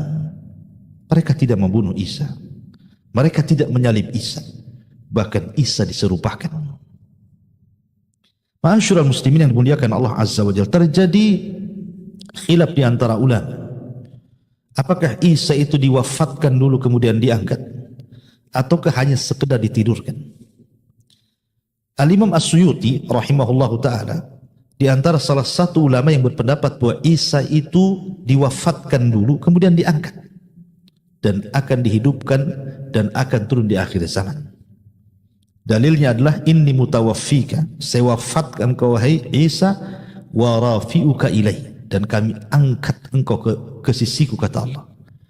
Tetapi jumhurul ulama, mayoritas para ulama mengatakan bahwa arti mutawaffika, saya mutawaffika akan mewafatkan dirimu. Kalimat mutawaffi itu bukan mencabut ruh, bukan qabdu arwah, bukan mencabut ruh. Tetapi maksud inni mutawaffika artinya Allah Subhanahu wa taala telah menyempurnakan kehidupan Isa selama di bumi dan telah menyempurnakan risalahnya untuk disampaikan kepada Bani Israel. Makanya ketika Isa bin Maryam diangkat ke langit, bukan lagi menjadi seorang rasul, apalagi nanti di akhir zaman mendakwahkan dakwah baru selain dakwah Nabi SAW. Jadi arti mutawaffika artinya Allah Subhanahu wa taala telah menyempurnakan kenabian Isa bin Maryam. Risalahnya sudah disampaikan secara sempurna kepada umatnya. Bukan mewafatkan Isa bin Maryam. Tetapi di sini artinya bukan menyempurnakan usia, bukan. Karena kalau diartikan menyempurnakan usia artinya Isa diwafatkan. Yang disempurnakan di sini adalah nubuahnya, kenabiannya, kerasulannya. Sehingga ketika Allah mengangkat Isa dalam kondisi ditidurkan, maka Isa bukan lagi seorang nabi ketika diangkat menjadi rasul yang dibebani untuk berdakwah. Karena kita tahu bahwa zaman dan juga makan, sebuah waktu ataupun tempat, semua berputar di atas takdir Allah Subhanahu wa taala. Kita lihat kisah Nabi Uzair. Ketika Uzair alaihi salam ditidurkan oleh Allah Subhanahu wa taala selama 1 abad, 100 tahun. Kemudian Uzair dibangkitkan Allah Azza wa Jalla, dibangunkan Allah Subhanahu wa taala, maka ada 2 perkara di samping Uzair itu. Pertama, makanan yang dibawanya, dan yang kedua, keledai yang ditungganginya. Apa yang terjadi dengan keledai dan makanan yang dibawanya? Pertama, keledai. Keledai ini diwafatkan oleh Allah Azza wa Jal karena lamanya waktu 1 abad, sehingga keledai ini akhirnya mati, kemudian menjadi tulang belulang dan sudah tidak lagi berbentuk keledai. Tetapi ketika makanan yang dibawa oleh Uzair ini, justru makanan tidak berubah sama sekali. Makanya Allah Subhanahu wa taala berfirman tentang makanan yang dibawa Uzair itu, lam yatasanna ay lam yataghayyar.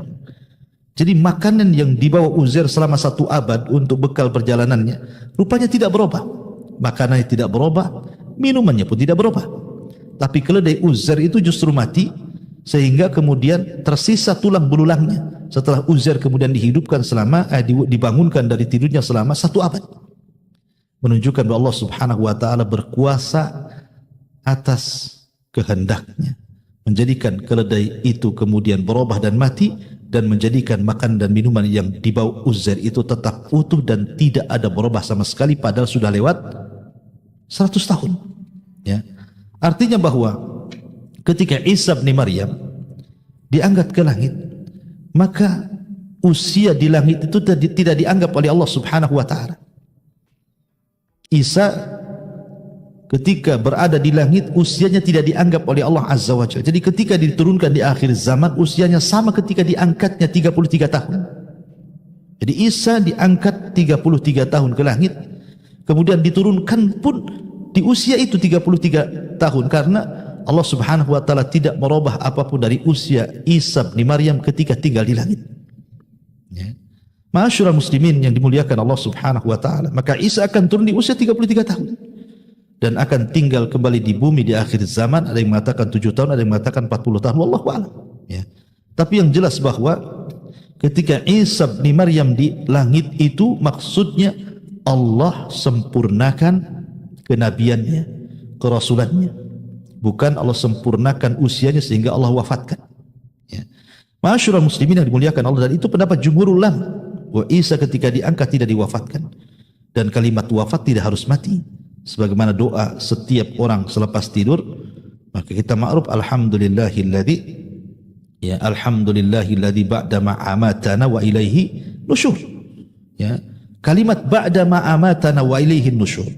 Di sini ada kalimat amatana. kami yang mematikan orang yang tertidur itu. Apakah kemudian kita katakan bahwa orang tidur itu mati? Tidak. Ya, tidur itu tidak mati. Tidur itu saudaranya mati, tapi dia bukan kematian. Ya, jadi tidak semua makna mati itu harus dicabut ruhnya. Maka Isa itu diwafatkan bukan berarti dicabut ruhnya, tetapi ditidurkan kemudian diangkat ke langit. Itulah pendapat yang kuat dan inilah keyakinan bukan hanya ahli sunnah, tapi ini keyakinan Islam yang menyelisih keyakinan orang-orang Yahudi yang menganggap sudah membunuh Isa, atau yang diyakini orang-orang Nasrani bahwa Isa itu telah mati dan disalib dan dibunuh orang-orang Yahudi. Ma'asyiral muslimin yang dimuliakan Allah Subhanahu wa taala. Lah, adapun kehidupan Isa bin Maryam, maka Isa Allah Subhanahu wa taala tempatkan di langit kedua bersama saudaranya, ya, bersama kerabatnya Yahya ibn Zakaria. Dan itu pernah ditemui Nabi SAW dalam peristiwa besar Isra dan Mi'raj. Nabi SAW berjumpa di langit pertama dengan Nabi Adam, kemudian di langit kedua dengan Isa dan Yahya, kemudian di langit ketiga dengan Nabiullah Yusuf, kemudian di langit keempat dengan Nabiullah Idris, langit kelima berjumpa dengan Harun, di langit keenam berjumpa dengan Musa, dan di langit terakhir berjumpa dengan Ibrahim alaihi salatu wassalam. Pertanyaannya, kenapa hanya nabi-nabi ini yang dijumpai Nabi SAW? Dan kenapa pula kemudian tidak dijumpai nabi-nabi yang begitu banyak dari nabi-nabi yang diutus Allah Subhanahu wa taala? Anggap saja dari 25 nabi dan rasul, kenapa tidak dipertemukan semuanya? Hanya nabi-nabi ini saja. Dan ingat, pertemuan Nabi SAW dengan para nabi selain Isa adalah pertemuan ruh saja. Jadi ruhnya para nabi itu dibentuk seolah-olah itulah jasad mereka, itulah bentuk mereka. Karena jasad-jasad mereka di bumi, ya, dikubur di bumi, dan ruhnya dinaikkan ke langit. Kecuali Isa bin Maryam berjumpa dengan Rasul birruhi wal jasad, dengan ruh dan jasad, karena memang Isa belum diwafatkan Allah Subhanahu wa taala dan belum dikuburkan. Namanya orang masih hidup tidak mungkin dikuburkan. Sebagaimana keyakinan orang Nasrani, Isa itu dikuburkan. Kita katakan tidak ada kuburan Isa bin Maryam. Satu dunia ini Anda cari kuburan Isa tidak akan Anda dapati. Karena memang Isa belum dikubur, belum mati, dan Isa berada di langit yang kedua bersama Yahya ibn Zakaria. Adapun hikmahnya, adapun perjumpaan Rasul dengan Nabi Adam. Nabi Adam ini hijrah dari sorga ke bumi karena waswas syaitan, maka Nabi juga akan sama mengalami hal yang sama dengan bersama dengan Adam, bahwa dia akan hijrah dari Mekah ke Madinah. Kemudian adapun berjumpa dengan Yahya dan juga Isa, kedua nabi ini disakiti orang-orang Yahudi. Yahya dipenggal lehernya dan juga Isa diusahakan untuk dibunuh, tapi Allah angkat. Maka engkau wahai Muhammad akan mengalami hal yang sama, di mana ketika kau hijrah dari Mekah ke Madinah kau akan mendapatkan tantangan dari orang Yahudi. Makanya dalam sejarah dijelaskan Rasul sampai berperang 4 kali melawan orang-orang Yahudi, dan Rasul mengalami bagaimana tantangan menghadapi orang Yahudi, dari upaya pembunuhan dilakukan orang-orang Yahudi kepada Rasul, kemudian upaya penyihiran Nabi SAW yang dilakukan oleh Labid ibn Asam atas suruhan orang-orang Yahudi. Kemudian diracunnya Nabi oleh seorang wanita Zainab bintul Haris pasca perang Khaybar, dan banyak lagi bagaimana tantangan permusuhan orang-orang Yahudi terhadap Nabi SAW di kota Madinah. Makanya Rasul diperjumpakan dengan Isa dan Yahya seolah-olah sebagaimana Isa mendapatkan tantangan dari orang Yahudi, kau juga sama akan mendapatkan tantangan itu. Ya. Adapun kenapa berjumpa dengan Nabi Yusuf, karena Yusuf ini juga mendapatkan tantangan dari kerabatnya, dari saudara-saudaranya. Yang masukkan Yusuf ke sumur itu saudara-saudaranya. Maka yang pertama kali menentang dakwah Rasul juga adalah masih dari kalangan saudaranya, Abu Lahab, sehingga turun surah At-Tabbat yada Abi Lahab wa tab. Adapun berjumpa dengan Nabi Idris yang diangkat ke langit, maka Rasul pun akan diangkat oleh Allah Azza wa Jalla hissan wa ma'nan wa rafa'na laka dzikrak. Kami akan angkat penyebutan wahai Muhammad secara makna dan secara hissi. Rasul pun diangkat bukan hanya ke langit keempat, sampai ke Sidratil Muntaha. Adapun berjumpa dengan Nabi Harun, karena Harun ini orang yang lembut, dicintai Bani Israel, maka Allah pun seolah mengatakan lembutlah dalam berdakwah seperti Harun dalam berdakwah dan mendakwai Bani Israel. walau kunta faddan ghalidhal qalbi lan faddu min hawli. Kalau engkau keras wahai Muhammad, orang akan lari dari dakwahmu. Kemudian juga berjumpa dengan Nabi Musa yang dikenal dengan kesabarannya mengobati Bani Israel. Musa tidak pernah meninggalkan Bani Israel, walaupun Bani Israel itu degil, walaupun Bani Israel itu suka membantah, membangkang, kufur dan begitu seterusnya, tapi Musa tidak putus asa. Makanya kenapa Nabi SAW memuji Musa dan mengatakan rahimallahu akhu Musa, semoga Allah merahmati saudara diriku Musa alaihi salatu wassalam, qad udhiya katsiran fasabara. Dia sudah banyak diuji tapi sabar. Maka Rasul pun sama akan menghadapi hal yang sama seperti yang dihadapi Musa alaihi salatu wassalam, dan Rasulullah manusia yang paling sabar dari seluruh para nabi dan rasul. Kemudian berjumpa dengan Nabi Ibrahim yang wajahnya paling mirip dengan wajah Nabi sallallahu alaihi wasallam. Artinya Rasul pernah berjumpa dengan Nabi Isa di langit kedua bersama Yahya ibn Zakaria. Kemudian yang ketiga, di akhir zaman maka Isa bin Maryam akan turun untuk melaksanakan tugas Allah Subhanahu wa taala, tapi bukan menjadi seorang rasul. Ya, bukan menjadi seorang rasul, karena di antara tugas seorang rasul adalah membawa ajaran baru dan tidak mengikuti nabi sebelumnya. Tetapi dia turun sebagai nabi. Ya, sebagai nabi, kan nabi, seperti nabi. Tapi tidak mendakwahkan dakwah yang baru, karena nabi itu kan mengikuti syariat nabi sebelumnya. Artinya Isa diturunkan itu mengikuti syariat Rasul sallallahu alaihi wasallam, kemudian mengajak orang-orang Yahudi dan Nasrani untuk masuk Islam. Dan ketika itu tidak ada jizyah lagi, tidak ada upeti. Dan dalam Islam, apabila seseorang kemudian berperang melawan orang-orang kafir, kemudian orang kafir takluk ke negeri Islam, maka pertama disuruh beriman. Kalau mereka tidak mau, bayar jizyah. Kalau tidak mau, baru diperangi. Maka di akhir zaman, di zaman Isa, tidak ada jizyah lagi, tidak ada upeti-upetian. Yang ada mukmin dan kafir. Kau mau ikut diriku, selamat. Kau tidak ikut, kau akan kubunuh. Cuma dua pilihan, ya ikut atau mati, mukmin atau kafir. Tidak ada jizyah lagi.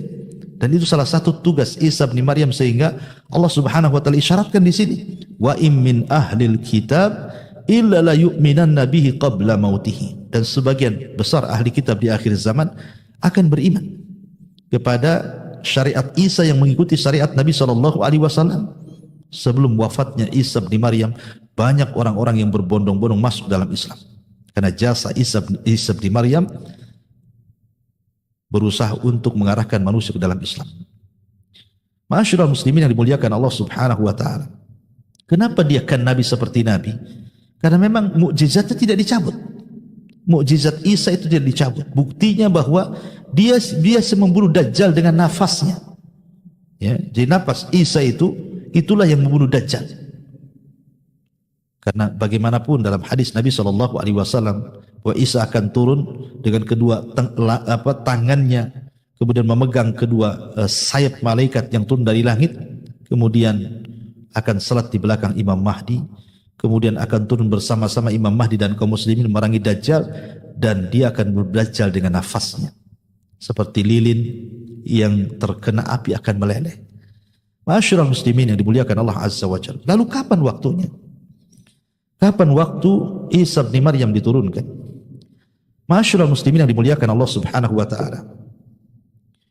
Salah satu tanda dari tanda-tanda kiamat besar adalah nuzul Isa. Turunnya Isa bin Maryam. Dan dimulai dari muqaddimah kemunculan Al-Mahdi Al-Muntadhar yang kemudian dibaiat kaum muslimin, kemudian akan memiliki kekuatan dan pusat kekuatannya di mana? Di Palestina, di Baitul Maqdis. Akan menjadi pusat kekuatan kaum muslimin di akhir zaman dan dipimpin langsung oleh Al-Mahdi Al-Muntadhar. Setelah kemudian Imam Mahdi berperang melawan orang-orang Nasrani dalam perang yang tidak akan pernah ada dapati dahsyatnya perang ini, karena sudah setelah perang ini tidak akan ada perang lagi yang lebih dahsyat dibandingkan perang ini. Disebut dalam sejarah disebut Malhamatul Kubra. Maka setelah Malhamatul Kubra inilah tiba-tiba khurujud Dajjal, keluar Dajjal yang diikuti oleh 70.000 Yahudi Asfahan, dan Asfahan itu letaknya di Iran. Dan hari ini sudah banyak di Asfahan itu orang-orang Yahudi. Ya. Bahkan akan diikuti oleh orang-orang Arab jahil, dan kebanyakan para pengikut Dajjal itu para wanita, dan akan diikuti oleh orang-orang Turk, bukan Turki, Turk, ya, orang-orang yang bermata sipit sama dengan orang-orang Asia bentuknya. Tapi yang jelas bahwa Dajjal itu di akhir zaman akan banyak pengikutnya, walaupun Dajjal itu hanya bertugas 40 hari saja. Satu hari sama dengan setahun, satu hari sama dengan sebulan, dan satu hari sama dengan sepekan, dan hari keempatnya sama waktunya dengan waktu-waktu yang kita lalui. Artinya normal. Dari sini kata para ulama, Dajjal itu akan sampai di kutub yang satu hari sama dengan setahun, satu hari sama dengan sebulan, satu hari sama dengan sepekan, dan juga Dajjal pun akan berkeliling di hari-hari yang waktunya normal seperti kita. Artinya tidak ada satupun bumi kecuali diinjak Dajjal. Tetapi Dajjal diciptakan Allah Subhanahu wa taala untuk menguji keimanan manusia. Dan Allah Subhanahu wa taala atas kehendaknya terkadang memberikan usia yang panjang kepada makhluknya. Seperti Dajjal, Allah berikan usia panjang sejak ditemui sahabat Tamim ibn Aus Ad-Dari di zaman Nabi SAW sampai hari Dajjal masih hidup dan terrantai, dan rantai itu akan putus di akhir zaman. Dan Isa bin Maryam turun ketika Imam Mahdi tidak sanggup melawan Dajjal dan pasukannya. Maka Isa turun di mana? Di menara putih di dekat Damaskus. Kemudian Isa bin Maryam akan bergabung bersama Imam Mahdi, bahkan sholat di belakang Imam Mahdi. Kemudian setelah itu turun bersama-sama pasukan Imam Mahdi mengejar Dajjal dan juga mengejar pasukannya, dan Allah menangkan peperangan ini, dan Isa berhasil membunuh Dajjal dengan nafasnya di sebuah tempat yang disebut dengan Babil Lut. Ya. Setelah Dajjal kemudian meninggal dunia, maka kaum muslimin pun berhasil mengalahkan para pengikut Dajjal. Bahkan di situ Allah Subhanahu wa taala menampakkan kuasanya, di mana batu, pepohonan, dan makhluk Allah bisa bicara. Setiap ada orang kafir sembunyi di balik batu-batu akan mengatakan, ya mukmin uqtul, wahai mukmin bunuhlah orang Yahudi ada di belakang batu ini. Dan begitu seterusnya. Artinya bahwa Allah Subhanahu wa taala memberikan kuasa kemenangan di akhir zaman. Maka setelah kemudian mereka pun tunggang langgang para pengikut Dajjal, karena Dajjal sudah meninggal dunia, maka Isa pun mengajak mereka untuk beriman. Hanya ada dua pilihan, kalian masuk Islam, agama Rasul sallallahu alaihi wasallam, ataukah kalian dibunuh. Tidak ada jizyah lagi. Sampai kemudian muncul fitnah Ya'juj wa Ma'juj. Kemudian Allah Subhanahu wa taala hancurkan Ya'juj dan Ma'juj, dan Isa masih bertahan hidup beberapa tahun setelahnya dengan kehidupan yang penuh diberkahi Allah Subhanahu wa taala, karena banyaknya orang-orang yang masuk Islam di akhir zaman di tangan Isa bin Maryam untuk mengikuti syariat Rasul, sampai akhirnya Allah Subhanahu wa taala wafatkan Isa bin Maryam layaknya manusia, dikuburkan, difardu kifayahkan. Dan inilah bahwa Isa bin Maryam belum mati sampai hari ini dan akan diwafatkan di akhir zaman. Wallahu a'lam bishawab. Ini diantara sekelumit kisah yang kita ambil dari Suratun Nisa.